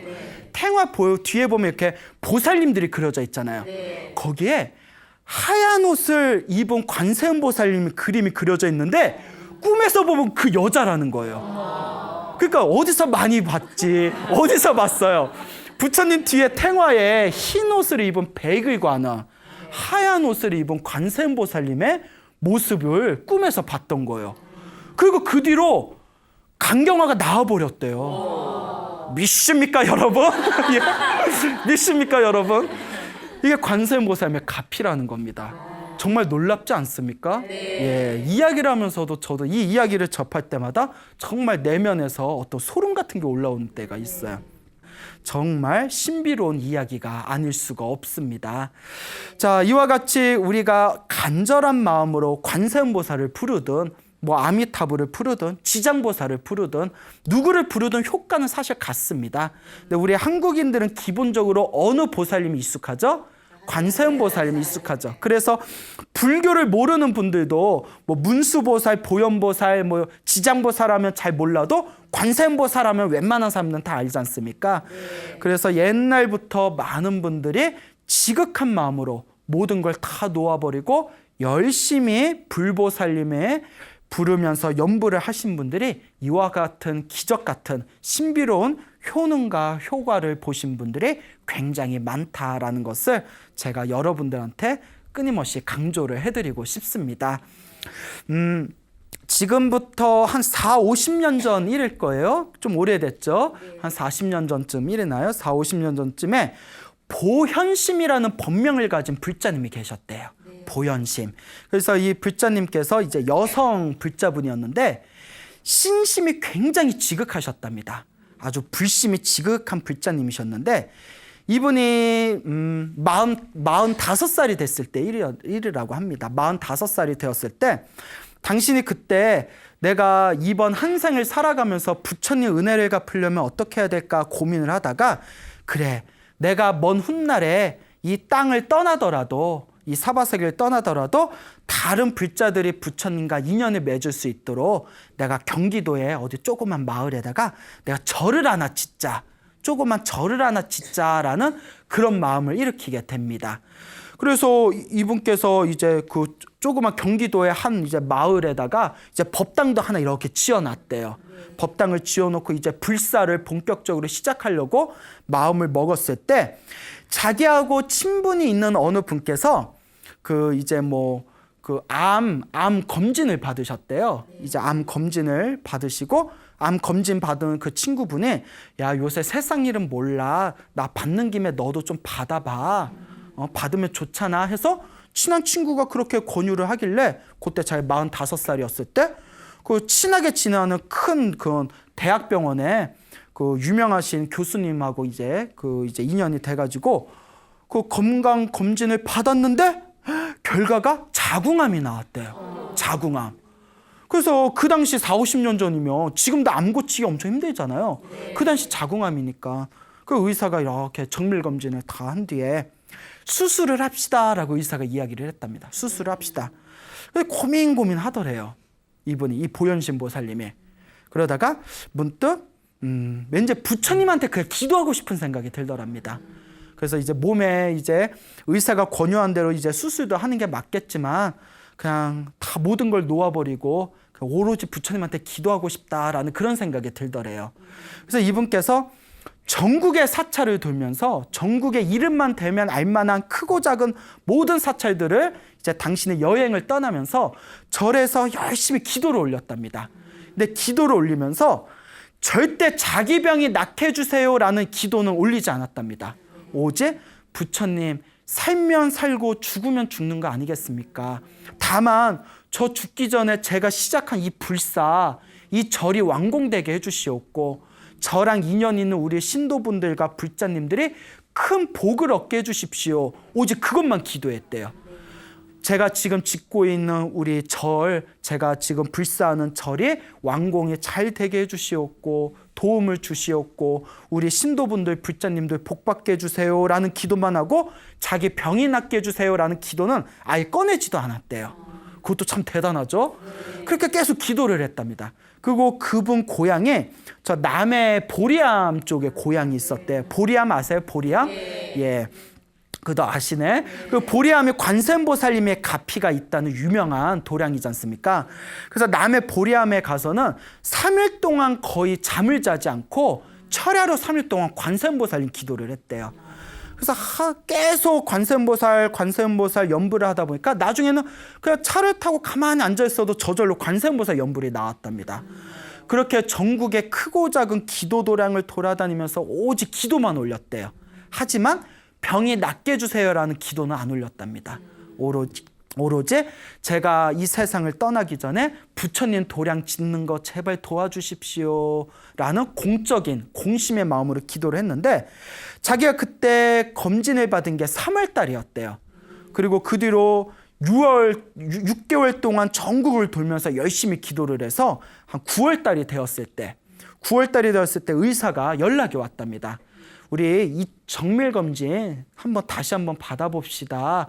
뭐 암이 얼만큼 전이 됐는지 이렇게 치료를 늦출 게 아니라 의사도 좀 걱정이 되지 않았겠습니까? 그래서 3월 달에 첫 번째 검사를 받고 자궁암이라고 판명을 받은 뒤에 나 이제 6개월 후에 이제 병원에 가서 9월 달에 2차 정밀 검사를 받았는데 이미 여러분들 촉이 오셨죠? 기적 같은 일이 생긴 거예요. 사진에 깨끗하더래요. 자기 문외한인 의학을 모르는 자기가 봐도 의사가 설명을 안 해줘도 요 속에 뭐 이상한 덩어리가 있는 걸 자기 눈으로도 봤는데 2차 사진 때는 너무 깨끗해서 의사도 놀라고 자기도 놀라고 하늘도 놀라고 땅도 놀라고 너무 놀라가지고 의사가 이게 어떻게 된 일이냐고 요 보현심이라는 보살님이 6개월 동안 부처님한테 기도한 것뿐이 없다 했더니 이게 바로 부처님 위신력이 아니겠습니까 하면서 감탄을 하더랍니다. 그래서 이 보살님이 이와 같은 인연으로 몸에 이제 병도 나으시고 그리고 이분께서 이걸 경험하시고 나서 9년 후에 이 이야기를 글로 쓰신 거예요. 그래서 9년 동안 중간중간에 잔병 치료를 하느라 병원에 왔다 갔다 한 적은 있었지만 그 뒤로 전혀 암에 다시 생겨났다거나 그런 것이 전혀 없었다. 그리고 불사도 일사천리로 잘 이루어져서 저기 뭐 경기도 양주에 조그만 이제 절도 하나 짓게 되었다라는 그런 신행 그런 영험담의 이야기가 이렇게 전해지고 있습니다. 자, 이와 같이 우리가 간절하게 기도하고 정말 관세음보살님을 믿고 또 뭐 관세음보살님이 아니더라도 좋습니다. 아미타불을 부르든 지장보살을 부르든 간절한 마음으로 내 마음의 욕심을 놓아버리고 오로지 기도에 집중했을 때 우리 인간의 무의식은 이와 같은 엄청난 신비로운 기적을 만들어낼 수가 있는 것입니다. 또 다음 얘기도 굉장히 오래전의 얘기입니다. 이것도 한 50년 전쯤의 이야기인데요. 한 4, 50년 전쯤에 어느 젊은 보살님이 있었습니다. 이분께서 집안이 원래 그 친정댁이 다른 종교를 믿는 가정에서 자라났다고 합니다. 다른 종교를 믿는 가정이었는데 이분께서 그 고등학교를 졸업한 뒤에 그 옛날 뭐 4, 50년 전에 여자가 고등학교까지 나왔으면 굉장히 집안이 괜찮은 집안이죠. 그 4, 50년 전 고등학교를 이렇게 마치고 난 뒤에 이분께서 18살에 고등학교 딱 졸업하고 중매를 통해서 시집을 가셨대요. 18살에. 지금은 상상도 못할 일이죠. 예, 지금 뭐 거의 뭐 지금 28살에 결혼해도 어머 너 결혼 빨리 한다. 요새 그런 소리 듣지 않습니까? 옛날에는 28살 되면 노처녀 소리 들었죠. 근데 지금은 30대 초반인데도 지금 가면 적당해 뭐 이런 이야기 하시더라고요. 참 시대가 좋아졌어요.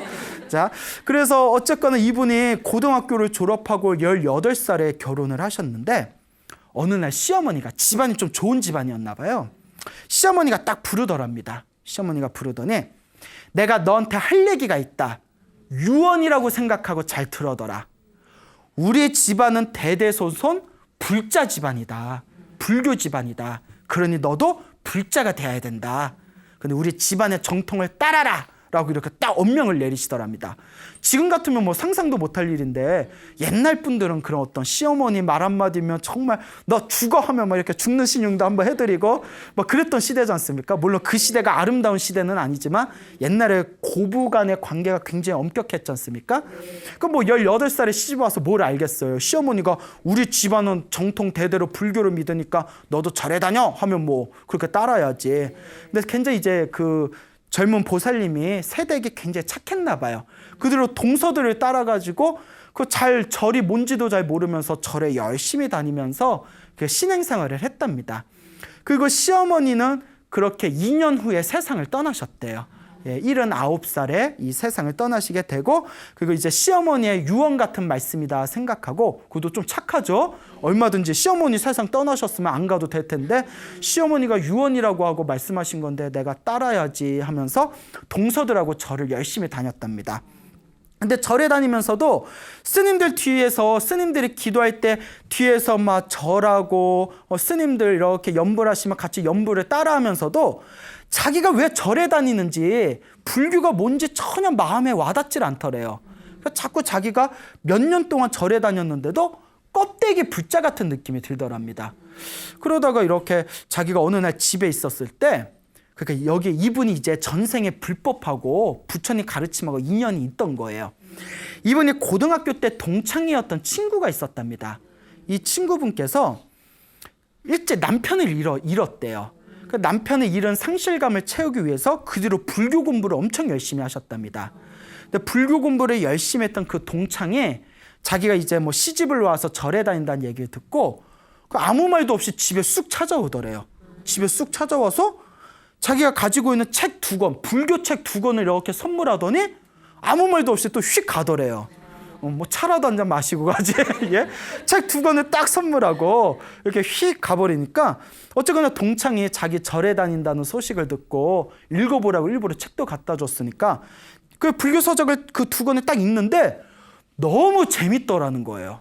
그 전생에 인연이 있는 거예요. 너무 불교책이 재밌어서 불교가 이런 거였구나. 불교가 바로 이런 가르침이었구나. 부처님이 이렇게 위대한 분이었구나. 그래서 이제 재미를 느껴서 그 뒤로는 이제 서점을 다니면서 책들을 이제 이렇게 불교 서적들을 사가지고 꾸준히 경전 공부를 하셨답니다. 그러면서 신심을 계속 높여나가시고 그 뒤로 이제 열심히 또 불교 공부를 하면서 연불하고 독경하고 계속 이제 기도 생활을 하셨는데 그렇게 이제 신행 생활을 하시면서 몇 년이 지나셨다고 해요. 몇 년이 지난 뒤에 그날이 1970년 10월 달이었다고 합니다. 1970년이면 굉장히 오래됐죠. 1970년 10월 달에 이분께서 차를 타고 가시다가 큰 교통사고를 당하셨대요. 그래서 머리에서 피가 솟구쳐가지고 이마에서 수돗물이 흘러내려오듯이 피가 철철철철 흘러내리더래요. 그때 그냥 핏물에 온몸이 다 잠겨가지고 허공을 바라보면서 내가 부처님 공부를 그렇게 열심히 했는데 내가 이렇게 길에서 귀신이 되게 되었구나 이런 생각이 들면서 눈앞에서 남편하고 자식들이 다 주마등처럼 흘러가더랍니다. 그때 딱 머릿속에 떠오른 게 금강경의 한 구절이 떠오르더래요. 여러분 금강경 아세요? 예, 그래요? 자, 금강경에 보면 금강경이 엄청나게 수준 높은 깨달음의 경전이에요. 금강경의 핵심이 모든 집착을 놓아라라는 뜻이에요. 모든 집착을 놓아라. 여러분들이 모든 집착을 놓을 수 있으면 금강경 안 읽어도 돼요. 그래도 읽는 건 좋죠. 예. 자, 모든 집착을 놓아라라는 것이 바로 금강경의 핵심인데 순간 머릿속에 금강경에 모든 집착을 놓아라라는 한 구절이 딱 떠오르더래요. 그 순간 남편이다, 자식이다, 뭐 산다, 죽는다 다 그 생각을 놓아버리고 오직 관세음보살, 관세음보살, 오직 관세음보살만 불렀답니다. 그러니까 다 의식이 흐려지게 돼요. 그리고 급히 병원으로 긴급 후송이 돼서 4시간의 대수술을 받게 됩니다. 그리고 수술 뒤에 눈을 떴는데 의사가 딱 오더니 네, 정신 드세요, 정신 드세요 하더니 정말 기적입니다.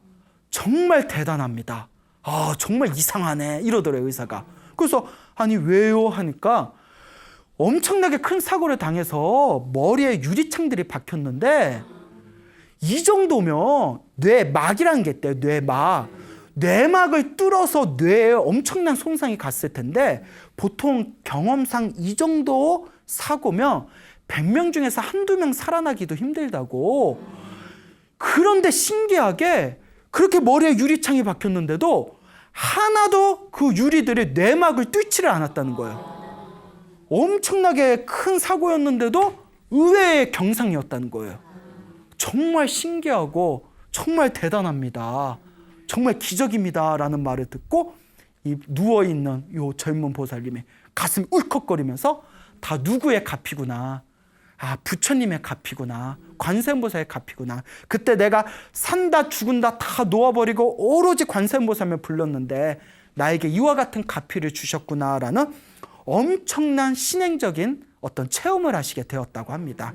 그대로 이분께서 뭐 워낙에 심심도 깊었지만 이와 같은 체험을 하신 뒤로는 그 뒤로는 단순히 기복적인 신앙에서 벗어나서 마음을 닦는 참선 수행도 열심히 하시면서 그 뒤로도 열심히 신앙 활동을 하셨다라는 이야기가 지금까지 전해지고 있습니다.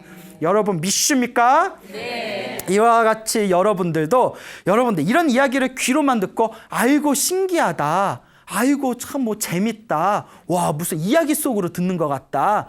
이것은 여러분들에게 의미가 없습니다. 뭐 여러분들 중에서 정말 스님 저는 아무런 뭐 걱정이나 근심 없이 저는 그냥 행복하게 살아가고 있어요 하는 분들은 뭐 기도 안 하셔도 좋아요. 사실 해야 되지만 하지만 여러분들 중에서 스님 저도 살다 보니까 좀 답답한 것도 있고 좀 뭐 장애도 있고 좀 일이 잘 안 풀리는 것도 있습니다. 근데 사람 살다 보면 그런 거 다 있지 않나요? 네. 그 어느 사주팔자를 공부하시던 분이 있었어요. 이 사주팔자 공부하시던 분들이 열심히 공부를 하다 보니까 입소문이 나가지고 나중에 좀 유명한 사람들까지 찾아오더래요.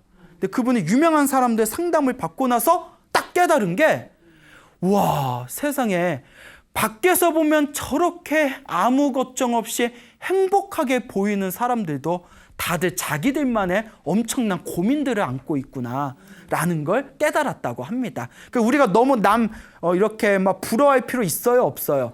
없어요. 다 말을 안 해서 그렇지 다 자기들만의 하나씩 고민들이 있습니다.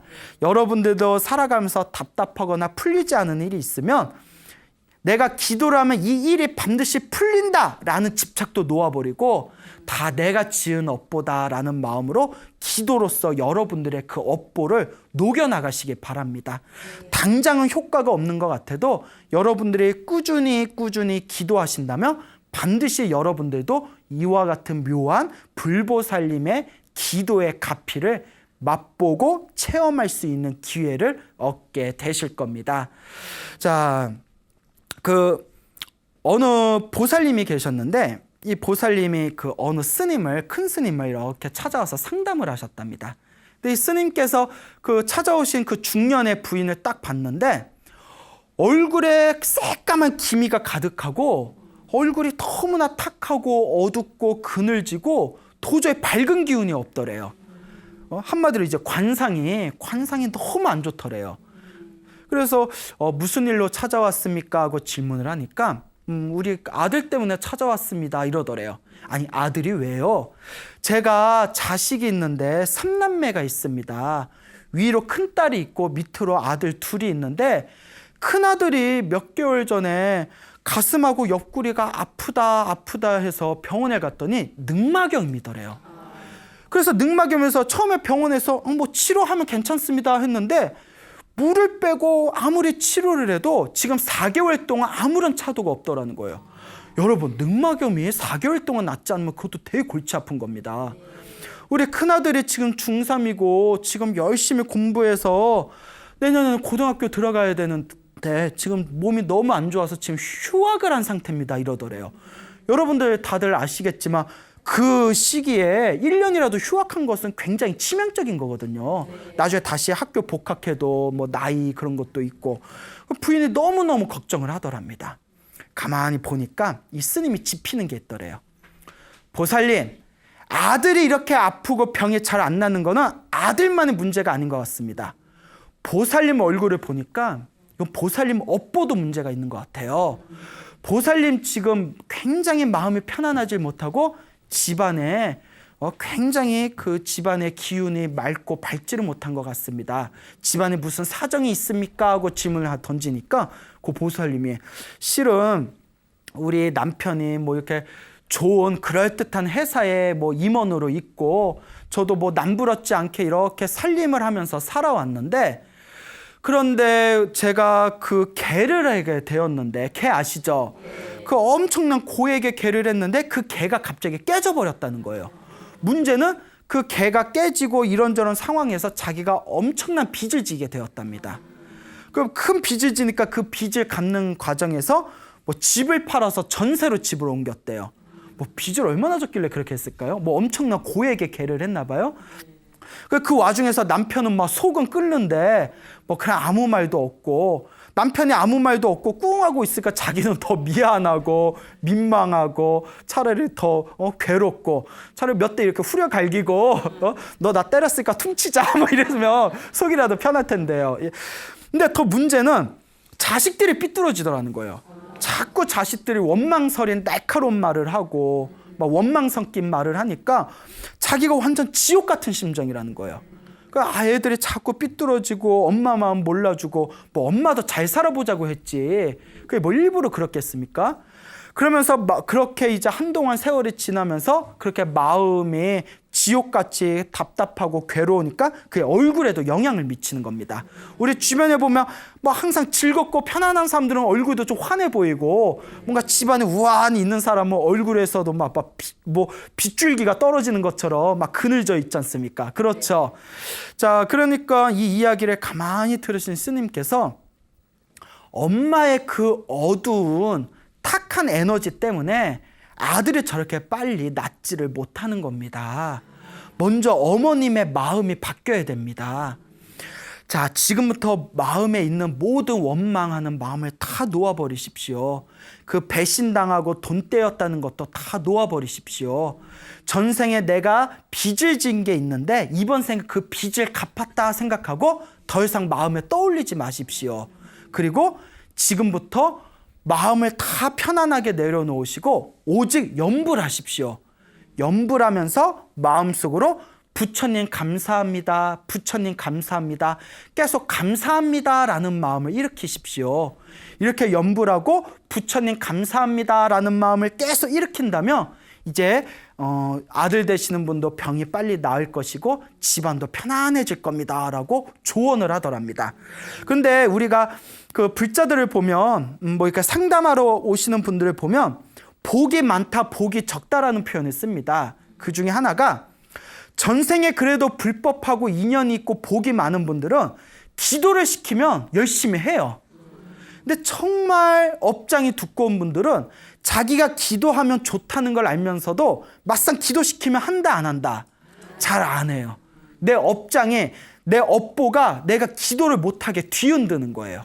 그러니까 실제로 주변에 그런 분들이 많아요. 스님 제가 기도를 열심히 해야 되는데 기도가 잘 안 돼요. 그럼 솔직하게 얘기해 드립니다. 보살님이 업장이 두꺼워서 그런 거라고.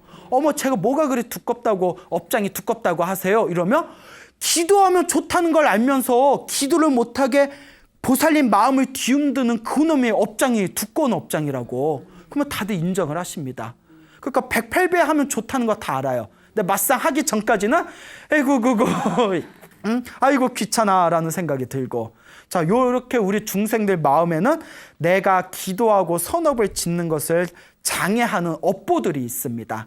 근데 이분은 다행히 전생에 불법과 인연이 있고 복이 있었는지 그대로 열심히 기도를 하셨대요. 그리고 계속 부처님 감사합니다, 부처님 감사합니다 라는 마음을 계속 일으켰답니다. 그리고 한참 시간이 지난 뒤에 그 보살님이 다시 그 스님을 찾아왔는데, 그 스님이 멀리서 오는 보살님의 얼굴을 보는 순간 기도 열심히 했구나. 그 시커먼 기운이 다 사라지고 얼굴이 환하게 맑고 밝아져 있더래요. 그래서 딱 이렇게 자리에 앉기도 전에 아들이 다 낳았죠? 하니까 그 보살님이 환하게 웃으면서 스님이 가르쳐 주신 대로 열심히 기도했더니 아들이 4개월 동안 낳지 않았던 아들이 2주일 만에 다 낳았습니다. 이런 이야기를 하더랍니다. 믿습니까, 여러분? 네. 예, 믿음을 가지시기 바랍니다. 물론 여러분, 제가 이와 같이 기도를 통해서 질병을 이겨내신 분들의 이야기를 드렸지만 제가 항상 강조하는 이야기가 있습니다. 여러분, 약은 누구에게? 약사에게. 병은 누구에게?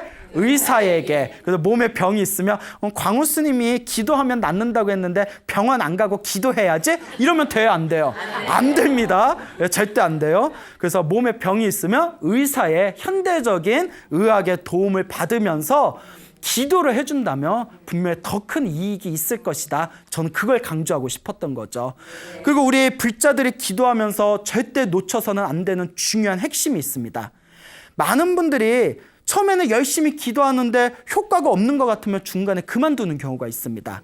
근데 제가 항상 소나무를 통해서 말씀드리죠. 전생에 지어놓은 복이 많으면 이번 생에 조금만 기도해도 효과를 바로바로 봅니다. 근데 전생에 지어놓은 복이 없으면 이번 생에 기도를 많이 해도 효과가 더디게 옵니다. 그것도 결국 누가 지은 업이에요. 내가 지은 업보대로 기도도 효과가 일어나고 더디게 일어나는 것입니다. 그러니까 기도를 열심히 했는데도 효과가 없는 것 같으면 아이고 내가 전생에 지지리도 복을 안 줬나 보다. 하지만 지금부터라도 내가 전생에 지었던 나쁜 에너지는 정화하고 지금부터라도 내가 열심히 기도를 통해서 내 공덕을 쌓겠다라는 마음으로 한번 열심히 기도해 보시길 바랍니다. 알겠죠? 네. 여러분, 행복해지고 싶습니까? 네. 행복을 창조하고 싶습니까? 네. 복을 지으십시오. 선업을 지으십시오. 공덕을 쌓으십시오. 복과 선업과 공덕의 힘이 여러분들을 진정한 행복의 길로 이끌어 줄 것입니다. 여기서 마치겠습니다. 소중한 나 무한행복.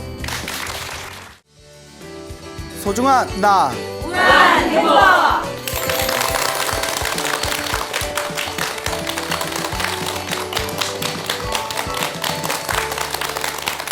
예, 만나서 반갑습니다. 예, 광우 스님입니다.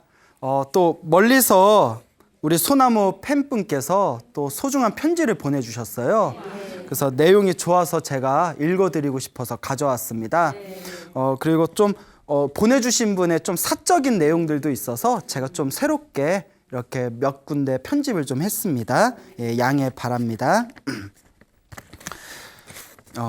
광우 스님, 존경하는 마음을 가득 담아 삼배로 처음 인사를 올립니다. 직접 삼배를 드려야 하는데 멀리서 이렇게 드려서 송구합니다. 저는 모지랭이 초보 불자인 김아무개라고 합니다. 반갑습니다. 불교에 입문한 지는 몇 년 되었지만 그저 스님이 좋아서 절에 다니는 불자였습니다. 지난 겨울 불교 TV를 즐겨보시는 저희 어머니 곁에서 광우 스님의 소나무를 보게 되었습니다. 귀에 쏙쏙 들어오며 재미있고 감동적으로 법문해 주시는 말씀을 들으며 소나무의 열성팬이 되었습니다. 1월 중순부터는 BTN 앱을 통해 출근 준비를 하며 크게 틀어놓고 듣고 커피 한 잔 마시는 여유 시간에도 듣곤 했습니다. 밤에 자기 전에도 듣고요. 열심히 듣다 보니 왜 모든 것이 나의 탓이고 나의 업보인지를 깨닫게 되었습니다. 왜 기도 수행을 스스로 해야 하는지, 부끄럽게도 덕이 높으신 스님께서 기도해 주셔야 통한다고 생각했습니다. 어떻게 어떤 마음으로 기도를 얼만큼 해야 하는지도 광호 스님의 법문을 통해 배웠습니다. 소나무를 보며 눈물도 나고 질문하실 때 같이 대답도 하고 감동적인 말씀을 해주실 때는 관세음보살이라고 외치기도 했습니다. 차근차근 열심히 법문을 듣다 보니 108배를 해야겠다는 생각이 일어나서 올해 음력 1월 1일이 되기 전날부터 108배 수행을 시작하여 이제 한 달이 넘었습니다.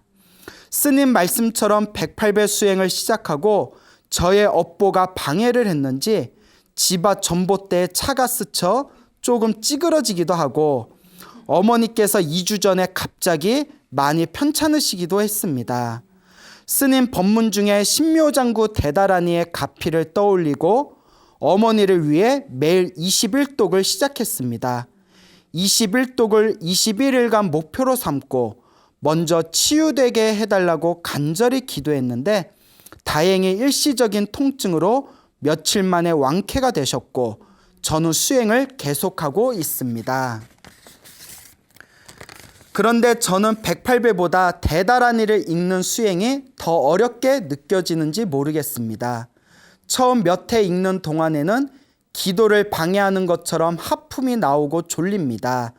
지금은 처음보다는 나아졌지만 여전히 1회를 읽는 동안에는 꼭 하품이 먼저 나옵니다. 전혀 졸리지 않았는데도요. 제 업보가 작용해서 그렇겠지요? 광호 스님의 소나무 덕분에 저는 제가 얼마나 모지랭이 불자인지 깨닫게 되었고 저 같은 모지랭이 불자가 108배 수행과 신묘장구 대다라니 21독 수행을 시작하게 되었고 불법에 대해 관심을 가지고 알려고 노력하고 있습니다. 광호 스님의 법문을 통해 감동을 받고 차근차근 불법을 배우는 불자들이 저 외에도 아주 많을 것이라고 생각됩니다. 스님께 감사하는 많은 불자들이 있다는 것을 꼭 알아주시고 앞으로도 소나무를 통해 감동적인 법문을 들을 수 있다면 제 인생에 더 없는 기쁨으로 여기겠습니다. 광호 스님 항상 건강하시고 부디 아라한의 경지에 이르시길 기도합니다. 진심으로 감사합니다. 평택에서 김아무개 두 손 모아. 그리고 추신이 있네요. 바쁘시겠지만 언젠가 화계사에서 직접 뵐 날이 있으면 좋겠습니다. 신묘장구 대다라니를 편지 쓰기 전에 다 외우게 되었습니다. 예, 자, 예, 이렇게 평택에서 소중한 편지 보내주셔서 너무나 감사드립니다. 이렇게 저의 소나무 설법을 듣고 불심을 키워나간다는 분들의 이야기를 들을 때 가장 보람된 마음이 일어나는 것 같습니다. 아까 편지에 보니까 신묘장구 다라니 읽을 때마다 졸음이 오고 하품이 나온다고 했잖아요. 예전에 이런 이야기가 있습니다. 우리가 무슨 이렇게 기혈이 이렇게 촉진되는 작용을 할 때 몸에 탁한기가 나가면서 하품을 자주 하거나 혹은 방귀를 뀌게 된답니다. 예, 그러니까 기도하다가 방귀 껴도 부끄러워하지 않으셔도 돼요. 기도하다가 하품이 나는 것도 몸에 탁기가 나가는 거라고 합니다.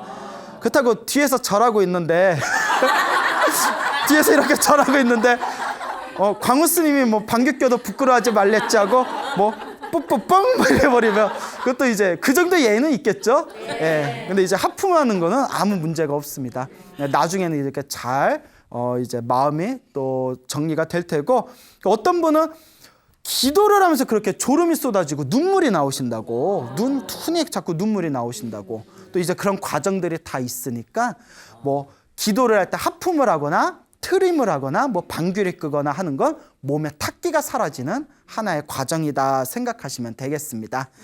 자, 그리고 이 신묘장구 대다라니 기도를 많이 하고 계시나 봐요. 하루에 21독씩 하신다고 하는데, 불자라면 꼭 외워야 될 게 3가지가 있습니다. 우리 한국 불교의 불자라면 반드시 외워야 할 세 가지가 예불문, 그 다음에 반야심경, 예불문, 반야심경, 마지막에 천수경.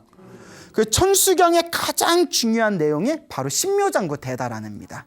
그래서 신묘장구 대다란이는 말 그대로 천수천왕 관세음보살, 1000개의 손이 있고 1000개의 눈이 있어서 중생들을 항상 살펴보시고 중생들의 고통을 어루만져 주시는 천수천왕 관세음보살님의 에너지, 가피가 담겨져 있는 것이 바로 신묘장구 대다란이라고 합니다. 그래서 우리 한국의 많은 불자분들 신묘장구 대다란이 외워서 큰 가피와 체험을 하신 분들이 많습니다.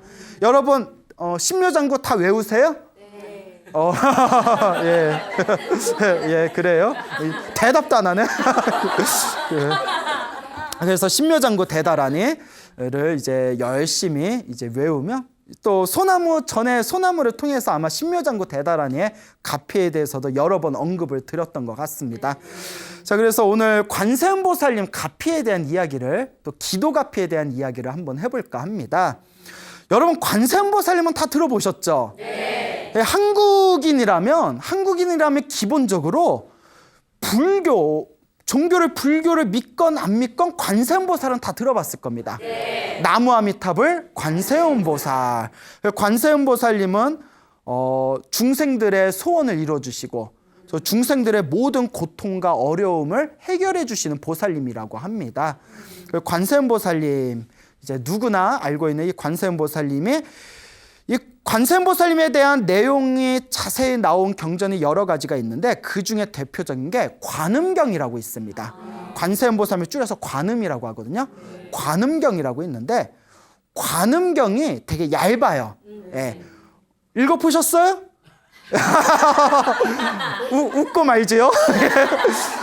되게 얇아요. 예, 얇아요. 관세음보살 이 관음경이 있는데 관음경의 원래 이름이 관세음보살 보문품입니다. 관세음보살 보문, 줄여서 보문품이라고 해요. 보문품. 여러분 강화도 보문사 아시죠? 네. 목소리가 커졌네요. 이제 아는 거 나오니까 커지네. 보문사가 그 관세음보살 보문품에서 나온 거예요. 보문. 그래서 보문사라는 절이 있잖아요. 이 보문품이라고 하는데 원래 보문품이 어디에 나온 거냐면 법화경이라는 책이 있습니다. 법화경이 28품으로 되어 있어요. 28장으로 되어 있습니다. 그 중에 25번째 품이 보문품이에요. 그래서 관세음보살 보문품을 따로 떼가지고 우리가 흔히 관음경이라고 부르는 겁니다. 원래는 법화경 안에 있는 내용이다. 그러면 이 관세음보살 보문품, 이 관세음보살 사상이 중국에서 언제 많이 퍼지게 됐냐면 지금으로부터 약 한 1500여 년 전쯤에 중국의 5호 16국이라는 시대가 있었어요. 국사 시간 배웠죠? 예. 의심스러운데? 배웠어요? 예. 5호 16국이라고 있잖아요. 5호 16국에 그 5호 16국에 북량이라는 나라가 있었어요. 조그만 북량이라는 나라가 있었는데 북량의 왕 이름이 좀 웃겨요. 저거몽손이에요. 저거몽손. 예. 저거몽손. 그래서 뭐 하서왕이라고도 불리는데 이름 아마 저기 이제 다른 중국 사람이 아니라 다른 그 중국으로 침범한 호족 사람이기 때문에 이름이 약간 독특한 거예요. 약간 뭐 인도 이름처럼 태국 이름처럼 저거몽손이라는 왕이 있었는데 이 왕이 죽을 병을 걸립니다. 그래서 이제 다 죽게 되었을 때 아무리 용한 의사를 부르고 약을 먹어도 낫지를 않는 거예요. 그때 그 나라에 담무참이라는 스님이 계셨어요. 담무참. 이 담무참 스님이 인도에서 넘어오신 스님입니다.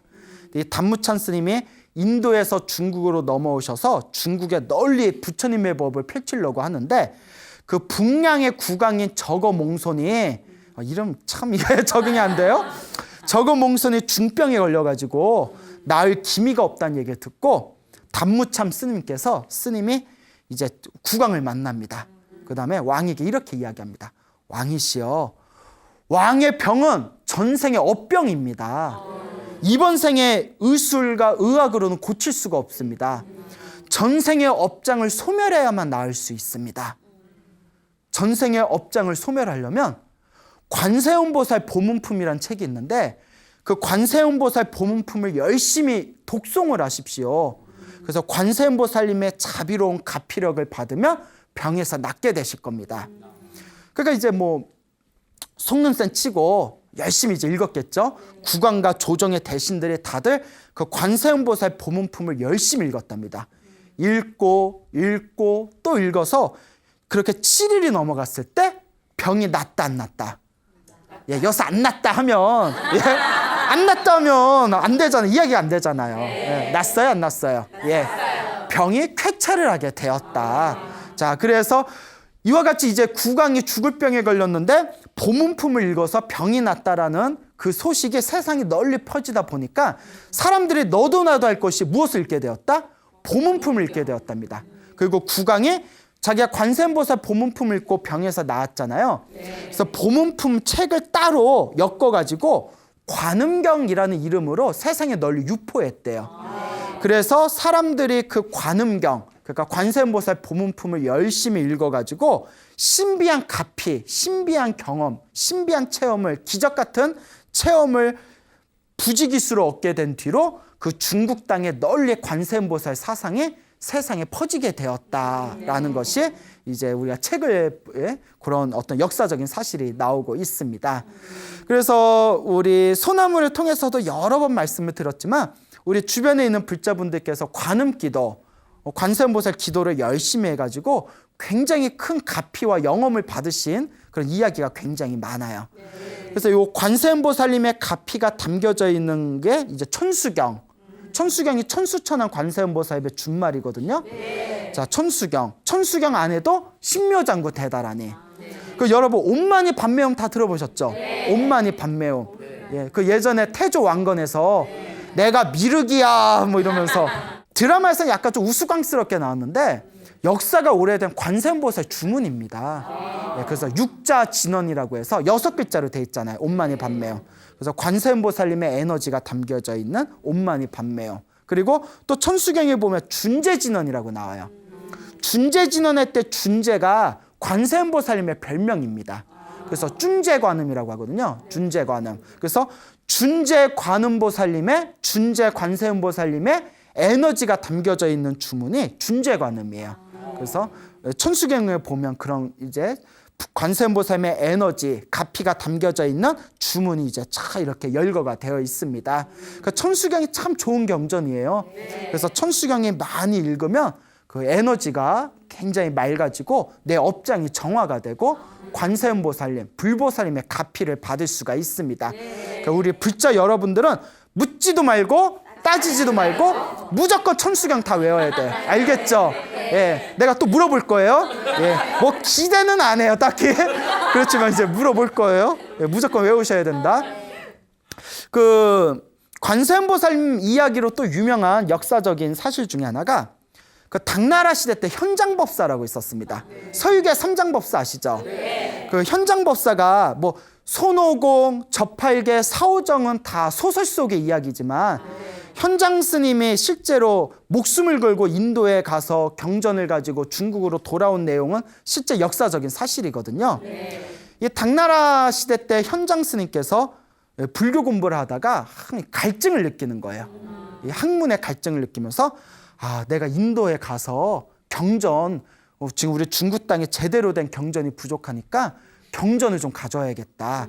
그래서 국왕의 반대를 무릅쓰고 26살에 이제 인도로 출발을 하게 됩니다. 근데 그 과정이 정말 눈물을 흘리지 않고는 볼 수 없을 정도로 힘들고 괴롭고 고통의 연속이었어요. 그러니까 지금은 비행기 타고 휙 가면 되잖아요. 그래서 차 타고 가면 되잖아요. 그때는 그 중국에서 인도까지 사막을 건너서 걸어가야 되잖아요. 정말 얼마나 괴롭겠어요. 그런데 형장 스님이 그 건너신 사막이 타클라마칸 사막이라고 합니다. 타클라마칸이라는 사막인데 이 타클라마칸 사막의 넓이가 어느 정도냐면 우리 한반도의 1.5배 이상이래요. 사막이. 그리고 타클라마칸이 그 사막이 그쪽에 위구르어로 들어가면 나올 수 없는 곳이라는 뜻이 있대요. 우리식으로 의역하면 죽음의 사막이란 뜻이에요. 들어가면 못 나와. 그 사막을 혼자서 뚫고 지나가신 거예요. 그래서 이제 늙은 말 하나를 끌고 이제 사막을 건넙니다. 늙은 말을 타고 사막을 건넜는데 가지고 있는 물을 다 마셔버린 거예요.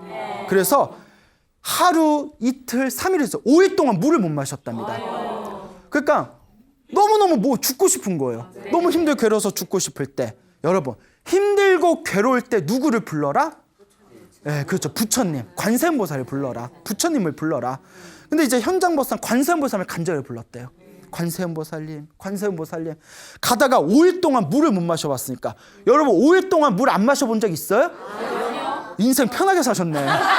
자, 5일 동안, 그렇죠. 사막에서 5일 동안 물을 안 마셔서 쓰러지게 됩니다. 퍽 쓰러졌어요. 그때 손을 모으고 그 사막의 그 뜨거운 사막 한가운데서 이렇게 기도를 올렸답니다. 관세음보살님이시여, 제가 인도에 가는 뜻은 재물을 위한 것도 아니고 이익을 위한 것도 아닙니다. 명예를 위한 것도 아니고 공명을 위한 것도 아닙니다. 오직 위대한 부처님의 정법을 가져와서 이 세상에 널리 펼치기 위함입니다. 관세음보살님이시여, 자비로운 가피력으로 저의 이 고통을 사라지게 해주십시오라고 간절하게 기도를 올립니다. 관세음보살님이여, 제발 저를 구해 주십시오 하다가 쓰러져 버려요. 쓰러졌을 때 그 현장법사가 인도에 갔다 온 이야기를 쓴 그 현장전에 보면 다음과 같은 내용이 나옵니다. 호련히 사막에서 관세음보살 부르고 기도하다가 쓰러졌을 때, 5일 동안 물을 못 마시고 완전 탈진했을 때, 말도 옆에서 쓰러져 버린 거예요. 말은 뭔 고생이야? 스님이야 좋아서 갔지만 말은 끌려간 거잖아요. 그 말도, 스님도 쓰러졌을 때 호련히 사막 한가운데서 맑고 시원한 바람이 휙 불더래요. 맑고 시원한 바람이 몸에 싹 부딪히는 순간 정신이 번쩍 들고 몸에서 기운이 나더래요. 그래서 말도 깨어나더래요. 그래서 이제 겨우 체력을 이렇게 되찾은 뒤에 그 시원한 맑은 바람을 맞고 그 신비한 바람이 싹 이렇게 불면서 몸에 체력을 되찾은 뒤에 잠시 휴식을 취하려고 잠이 들었대요. 딱 잠이 들었는데 갑자기 키가 큰 하늘의 장군, 하늘신이 눈앞에 딱 나타나서 꿈속에서 어서 빨리 가야지 뭘 꾸물거리고 잠을 자고 있느냐 하고 호통을 치더래요. 쉬지도 못해. 피곤해서 쉬겠다는데 내가 막 몰입이 되네. 피곤하면 잘 수도 있지. 그래 안 그래요? 피곤해 죽겠는데 5일 동안 물도 못 마셨잖아요. 하늘의 장군, 하늘신이 딱 나타났더니 빨리 길을 떠나야지 우물쭈물 그 잠을 자고 있느냐 호통을 딱 치니까 잠이 번쩍 뜨였대요. 그 이제 말을 타고 다시 이제 말을 타고 가는데 말이 가야 할 길을 안 하고 자꾸 옆으로 가더래요. 말아 거 길이 아니야, 일로 와 하는데 말이 말을 안 들어. 말이 말을 안 듣네. 말이 말을 하는데 말을 안 들어. 그 이제 스님도 지치고 말도 지치고 스님도 이제 힘이 없으니까 그래 너 가는 대로 가라. 예? 그리고 이제 말이 그냥 지멋대로 가다가 한 십리길을 갔는데, 십리면 한 4km인가요? 십리길을 갔는데 눈앞에 갑자기 초원이 펼쳐지더래요. 초원 한가운데 이제 오아시스가 있는 거예요. 거기에 막 뛰어들어서 물도 마시고, 예? 그 풀을 말이 뜯어먹고, 그리고 이제 완전히 거기서 휴식을 취하고 정신을 차린 거예요. 그리고 그 힘으로 그때 오아시스에서 이제 물을 마시고 힘으로 그 사막을 무사히 건너왔다. 근데 나중에 현장법사가 현장스님이 아무리 생각해도 거기에 오아시스가 있다 없다? 없는 자리라는 거예요. 그러면 누가 만들었을까? 관세음보살님이? 순진하네. 예? 맞아요. 예, 저는 그렇게 믿습니다. 예, 관세음보살님의 가피, 불보살의 가피가 바로 현장법사에게 생명을 줄 수 있는 오아시스를 만든 것이 아니겠느냐라는 생각이 듭니다. 그래서 그와 같이 무사히 관세음보살님의 가피를 통해서 무사히 이제 그 인도에 가가지고 경을 가지고 이제 중국으로 돌아오는 내용이 있습니다. 그리고 또 그 이야기에 다음과 같은 또 재미난 내용이 하나 있어요. 가다가 우리 서유기 보면 뭐 요괴들 나오잖아요. 요괴들을 누가 물리쳐요? 손오공이 물리치잖아요. 예, 안 봤나? 안 봤어요? 예? 근데 오래돼도 기억 날 텐데. 손오공이 막 물리치잖아요. 예, 예. 자, 그런데 그 현장법사전에 보면 손오공 얘기는 안 나와요. 대신 귀신 얘기는 나와요. 요괴들이 막 이렇게 그러니까 뭐 이렇게 괴롭히고 현장법사를 이렇게 해치려고 할 때 관세음보살을 간절히 부르니 요괴들이 가까이 하지를 못했대요. 요괴들이 가까이 하지를 못했고 관세음보살을 부르니까 가까이 하지를 못했고 반야심경을 외우니까 아까 제가 꼭 외워야 될 거 세 가지가 뭐라고 했죠? 그새 까먹었어. 예불문, 반야심경, 천수경. 반야심경을 간절히 외우니 요괴들이 놀래서 뿔뿔이 흩어졌대요. 예, 관세음보살을 불러도 그 가까이 오지는 못하지만 도망가지 않았던 요괴들이 무엇을 읽으니까 반야심경을 읽으니까 놀래서 도망갔다. 그러니까 반야심경 가피가 있어요. 반야심경 첫 구절에 관자재 보살이라는 내용이 나오거든요. 그래서 이 관자재 보살이 첫 구절에 딱 나와요. 관자재 보살이 누굴까요? 관세음보살님이에요. 반야심경 첫 구절에 나오는 관자재 보살, 행신반야 바람이다시 조교노은계금 뭐 이런 게 쭉 나올 때 관자재 보살의 관세음보살님입니다. 그래서 반야심경도 열심히 읽으면 관세음보살님과 불보살님의 가피를 얻을 수 있다. 그래서 현장 법사전에 보면 요괴들이 자기들을 해치러 왔을 때 간절히 관세음보살 부르더니 요괴들이 감히 가까이 오지를 못했다. 그래서 반야심경을 간절히 외우니 요괴들이 놀라면서 뿔뿔이 흩어졌다라는 내용이 나옵니다. 자, 이와 같이 현장법사님이 그 사막에서 죽을 고비를 관세음보살님의 가피로 넘어가게 된 이 이야기를 통해서 우리 불자님들께서도 사실 우리가 살다 보면 사막은 아니지만 마치 사막에 있는 것 같은 엄청난 스트레스라든가 엄청난 괴로움을 만날 때가 있어요. 그렇죠? 그럴 때 여러분 힘들고 괴로울 때 주저하지 말고 누구를 불러라? 관세음보살 불러. 관세음보살 불러도 좋고 지장보살을 불러도 좋고 누굴 부르든 효과는 똑같습니다. 간절하게 불보살님을 부르면 반드시 그 가피를 얻게 될 것이다 라는 것을 명심하시길 바랍니다. 알겠죠? 네. 자, 그 중국 송나라 시대 때 만들어진 책입니다. 중국 송나라 시대 때 그 관세음보살님의 전설을 이야기로 만든 관세음보살 약전이란 책이 있답니다. 그 중국 오래전에 옛날에 만들어진 책인데 그 책에 보면 되게 재미난 내용이 나와요. 머나먼 과거 세상에 흥림국이란 나라가 있었대요. 흥림국이란 나라가 있었는데 이 흥림국에 왕의 이름이 묘장왕이었대요. 묘장왕. 근데 이 묘장왕이 엄청나게 불교를 싫어했대요. 엄청나게 불교를 싫어해서 불법을 막 탄압을 합니다. 근데 이 묘장왕에는 3명의 딸이 있었답니다. 첫째 딸, 둘째 딸, 셋째 딸이 있었는데 셋째 딸의 이름이 묘선이에요. 묘선이었는데 이 묘선은 불심이 굉장히 지극했답니다. 아버지는 불교를 탄압했는데 셋째 공주 묘선은 불심이 아주 정성이 지극했어요. 그래서 이 묘장왕이 첫째 딸 시집 보내고 둘째 딸 시집 보냈는데 셋째 딸 묘선을 시집 보내려니까 묘선이 앙대요. 싫습니다. 저는 결혼하지 않겠습니다. 예, 시집가지 않겠습니다. 이러는 거예요. 그러니까 왜 시집을 안 가겠냐? 왜 안 가냐 하니까 요 묘선이 하는 얘기가 저는 머리를 깎고 출가해서 불법을 닦겠습니다. 그 아버지가 화딱지가 나는 거예요. 묘장왕이. 내가 그렇게 불교를 싫어하는데 뭐 공주가 머리를 깎고 출가해? 그래서 이제 옥신각신 다툽니다. 그러다가 자식 이기는 부모 있어요? 없어요? 없어요. 없는데 묘장왕 그냥 쫓아내요. 너 나가. 너 내 딸 아니야. 너 내 딸 아니야. 궁전에서 나가.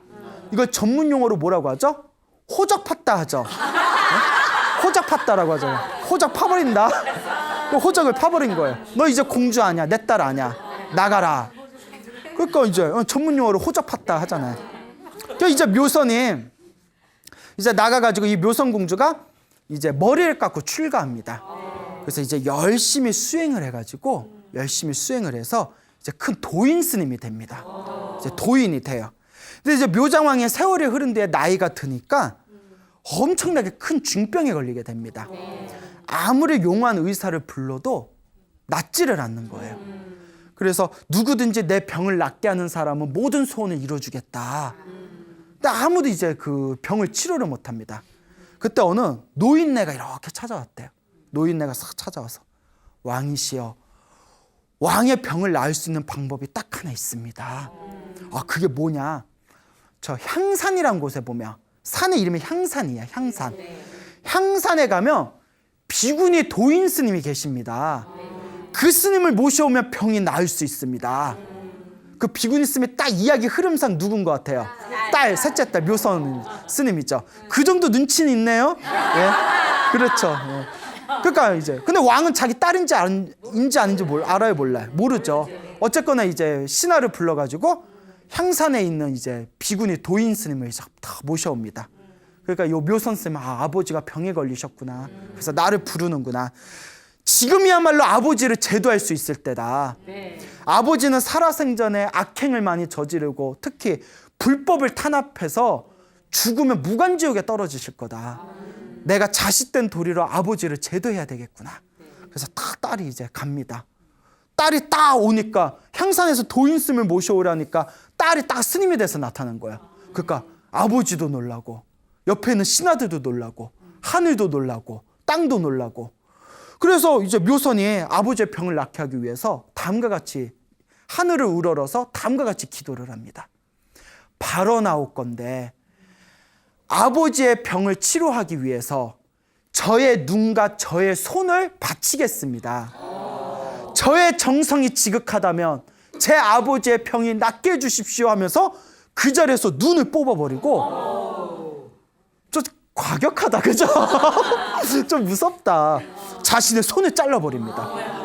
저의 정성이 지극하다면 저의 아버지의 병이 낫게 해주십시오. 그래서 다 눈을 뽑고 자기의 손을 자르는데, 이런 거 따라하면 돼요, 안 돼요? 안 돼요. 이야기는 이야기일 뿐 따라하면 안 돼요. 예, 따라하실 분도 없겠지만 그만큼 안 돼요. 예, 그만큼 정성스러운 마음을 표현한 거예요. 그 순간 아버지 묘장왕의 감동에 이제 막 벅차 올라서 감동이 막 쓰나미와 같이 밀려오는 거예요. 예? 감동의 도가니탕. 그래가지고 눈물이 펑펑 쏟으면서 왕이 이제 완전 감동을 받잖아요. 세상에 어떤 딸이 있어서 나를 위해서 눈을 뽑고 자신의 손을 자른단 말인가. 내가 이렇게 착한 딸을 몰라봤다니. 그 왕이 막 피눈물을 흘리면서 하늘을 우러르면서 다음과 같이 기도합니다. 하늘이시여, 저는 죽어도 상관없습니다. 저희가 딱 하나의 소원이 있다면 발언하올 건데 제 딸 묘선 스님의 눈과 손이 다시 생기게 해주십시오 하고 기도를 하는 순간 1000개의 눈이 생기고 1000개의 손이 생겼다. 그분이 바로 누구시다? 천수 천안 관세음 보살님. 그분이 바로 이게 묘선 스님의 그런 전설이 되겠습니다. 그래서 왕은 당연히 병이 나았어요, 안 나았어요? 예, 그러다가 죽었대요. 예, 병이 싹 나았고 그 뒤로는 불법을 지극한 마음으로 믿으면서 세상의 불법을 널리 펼치면서 이제 그 자비로운 마음으로 나라를 다스렸다고 합니다. 이것이 관세음보살 약전이라는 책에 나오는 묘장왕과 묘선 스님의 이야기가 되겠습니다. 자, 이와 같이 이 중국을 비롯해서 우리 불교가 남방 불교가 있고 북방 불교가 있어요. 남방 불교는 이제 더운 쪽이죠. 그래서 뭐 미얀마, 스리랑카, 태국. 그 북방 불교는 티베트, 중국, 한국, 일본, 베트남으로 해가지고 북방 불교라고 하는데, 북방 불교 티베트, 중국, 한국, 일본, 베트남까지 통틀어서 가장 인기가 많은 보살님이 관세음 보살님이래요. 예, 지장보살도 많이 믿고 문수보살도 많이 믿지만 가장 보편적으로 누구나 알고 있고 가장 많이 기도하는 게 관세음 보살이라고 합니다. 그래서 옛날에 어느 큰 스님은 관세음 보살님은 유독 이제 우리 중생이 살고 있는 사바 세계하고 인연이 깊으시다라는 이야기가 있습니다. 그래서 티베트 같은 경우에도 달라이라마 스님 계시잖아요. 달라이라마 스님께서도 관세음보살의 화신이라고 알려져 있어요. 관세음보살의 화신이다. 그런데 관세음보살님의 화신인데 중생들을 제도하기 위해서 달라이라마의 모습으로 세상에 나투신 것이다 라고 하는데, 참 달라이라마께서 대단하신 게 서양 사람들 모아놓고 법문을 하셨대요. 근데 이 달라이라마 존자께서 엄청나게 겸손하십니다. 정말 수행이 깊으셔서 되게 겸손하신데, 어느 서양 사람이 이렇게 질문을 던졌대요. 사람들이 존자께서 달라이라마 라마 존자님이 관세음보살의 화신이라고 하는데 정말 그렇습니까? 라고 질문을 던집니다. 그 우리 같으면 자랑하고 싶은 마음이 있으면 눈치챘어? 어떻게 알았지? 뭐 이럴 수도 있잖아요. 근데 정말 겸손하신 분이네요. 뭐라고 하셨냐면 이렇게 물을 한 컵 드시더래요. 제가 목이 말라서 물을 한 컵 마시겠습니다. 물을 이렇게 드시더니, 제가 관세음보살 화신이면 왜 목이 마르겠습니까? 예? 근데 저는 항상 목이 말라서 물을 마셔야 됩니다. 그리고 저는 몸에 이렇게 피부병이 좀 있어서 자꾸 이렇게 긁어야 됩니다. 그래서 그런가 이렇게 달라이라마 스님께서 법문하신 거 보면 좀 이렇게 긁적긁적거리는 게 있긴 하거든요. 몸에 좀 피부가 간지러워서 이렇게, 제가 달라이라마 화신이라면, 관세음보살의 화신이라면 왜 피부병이 있겠습니까? 저는 불법을 닦는 평범한 승려입니다. 이렇게 이야기를 하셨대요. 이 이야기가 더 위대하다 저는 생각이 됩니다. 사실 당신 나 관세음보살 화신이야 라고 하더라도 뭐 그런 말 했다고 비난할 사람은 없거든요. 우리는 다 그렇게 알고 있으니까. 근데 그렇게 뭐 진짜인지 아닌지 모르겠지만 이제 당신을 스스로 나는 이렇게 여러분과 똑같은 평범한 승려일 뿐입니다. 부처님의 법이 좋아서 수행하는 수행자일 뿐입니다. 그런 어떤 겸손한 모습 때문에 아마 세계적으로 더 그렇게 사람들에게 감동을 줄 수 있는 그런 위대한 큰 스님이 되신 게 아닌가라는 그런 생각을 해봅니다. 어쨌거나 이 관세음보살의 신앙은 우리 북방불교에서 굉장히 중요한 위치를 자리 잡고 있습니다. 그러니까 여러분들도 힘들고 괴로울 때 여러분들 간절하게 기도를 하십시오. 기도하고 또 기도하고 또 기도할 때 여러분들의 업장이 소멸되게 되고, 소멸된 그 업장이 소멸됐다고 다 저절로 되는 게 아니에요. 업장이 소멸되고 소멸된 그 자리에 복을 자꾸 지어야 됩니다. 자꾸 내가 복을 짓고, 그래서 업장 소멸하고 공덕과 선업과 복을 지을 때 여러분들의 삶이 점점 더 여러분들의 삶을 아름답게 변화시키게 될 것이다 라는 것을 명심하시기 바랍니다. 알겠죠? 자, 그래서 이 관세음보살 신앙이 오랫동안 중국 불교를 통해서 많이 전해지게 됐는데, 옛날 오래전에 있었던 일입니다. 그 중국 진나라 시대 때 법지라는 스님이 계셨대요. 이 법지라는 스님이 출가하기 전에 속인이었을 때 어느 날 이렇게 산에 갔는데 산에 산불이 났답니다. 산에 막 산불이 나니까 사람이 평소에 기도 안 해도 위급할 때 어떻게 될까요? 여러분들도 지금 소나무 이런 설법 같은 거 듣잖아요. 당장은 집에 가서 기도 안 하더라도 정말 막 머리에서 불 떨어질 지경 되면 자기도 모르게 관세음보살 부르게 돼요. 믿을 게 그거밖에 없거든. 에라이 모르겠다. 관세음보살. 예? 자, 그러니까 이 사람도, 이 법지 스님도 출가하기 전에 산에 갔을 때 산불이 났을 때 산불이 나서 막 어디 갈 데가 없는 거예요. 그 산불에 완전히 둘러싸여서 내가 믿을 건 관세음보살밖에 없다. 관세음보살 부르면 반드시 도와준다고 했으니까 내가 관세음보살을 간절하게 불러야 되겠다 해가지고 관세음보살을 간절하게 염불을 했답니다. 눈을 감고 오로지 관세음보살 했는데 관세음보살보다 자기 이렇게 몰입이 됐나 봐요. 정신을 딱 차려보니까 딱 자기 주변만 동그랗게 불이 안 타 있고 나머지는 다 타버린 채 자기 있는 자리만 그대로 있더래요. 기적 같은 일이죠. 그 뒤로 그런 기적 같은 체험을 한 뒤로 그 뒤로는 불교 공부를 열심히 했답니다. 그러다가 이분이 나중에 장군이 됐대요. 장군이 돼서 이제 밖에서 오랑캐들이 쳐들어와가지고 이제 그 오랑캐들과 전쟁을 이제 벌이게 됐는데 이제 후퇴를 하게 됐답니다.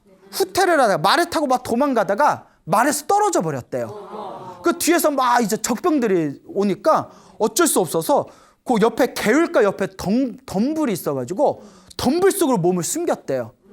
덤불 속 몸을 쏙 숨기니까 그 뒤에서 뒤따라오는 적군들이 막 이렇게 다니면서 막 자기를 막 찾으러 다니는 거예요. 그럼 사실 수많은 적군들이 자기를 막 창으로 막 찌르면서 찾으니까 걸리는 거는 시간 문제잖아요. 그때 마음속으로 누굴 간절히 불렀을까요? 간절하게 관세음보살 불렀대요. 믿을 건 관세음보살밖에 없구나. 관세음보살 제발 살려주세요. 살려주세요. 제발 살려주세요. 간절히 관세음보살 불렀는데 부르다 보니까 다른 데는 다 찾아놓고 자기가 있는 덤불만 쏙 남겨놓은 채 야 없다 가자 이러더래요. 그렇게 목숨이 살았는데 자기가 두 번을 자기가 생명에서 이제 죽을 뻔한 그 위기에서 생명이 살아난 거잖아요. 야, 내가 산에서 불에 타 죽을 뻔했고 내가 적군들에 의해 가지고 내가 죽을 뻔했는데 두 번 다 관세음보살을 불러가지고 내가 두 번 다 살아났구나. 그러니 내 관세음보살의 은혜를 갚아야 되겠다 해가지고 머리를 깎고 출가하셨다는 그 유명한 이야기가 있습니다. 그러니까 근데 그런 게 있는 것 같아요. 평소에 관세음보살 기도를 하면 많은 불자분들이 스님 효과가 있는지 없는지 잘 모르겠어요. 이런 말씀을 많이 합니다.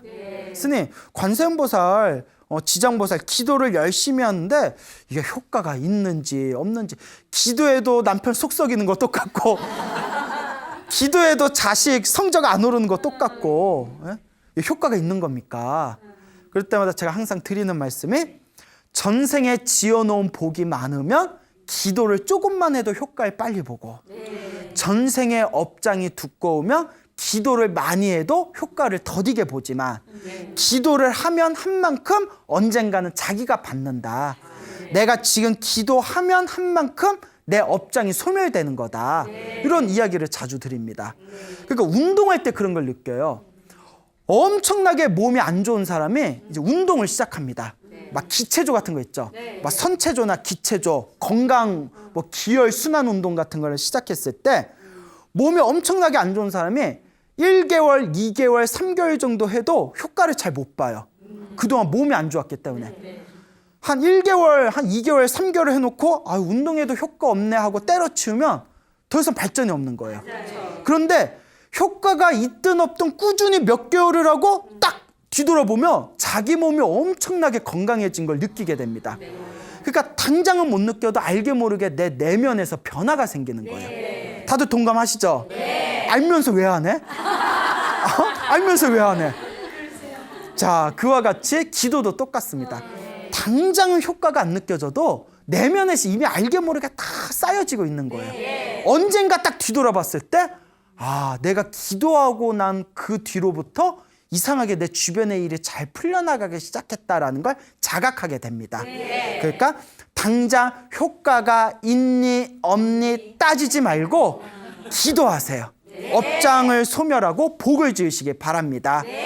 그리고 중요한 게 아까 법지 스님 이야기, 현장 스님 이야기 드렸지만 기도할 때 옛날 큰 스님들이 하시는 법문이나 기도하다 그 가필, 신비한 기적 같은 가필을 얻은 불자님들 얘기를 들어보면 정말 위급했을 때, 그 위급했을 때 간절하게 기도하는 게 정말 큰 힘을 발휘하더래요.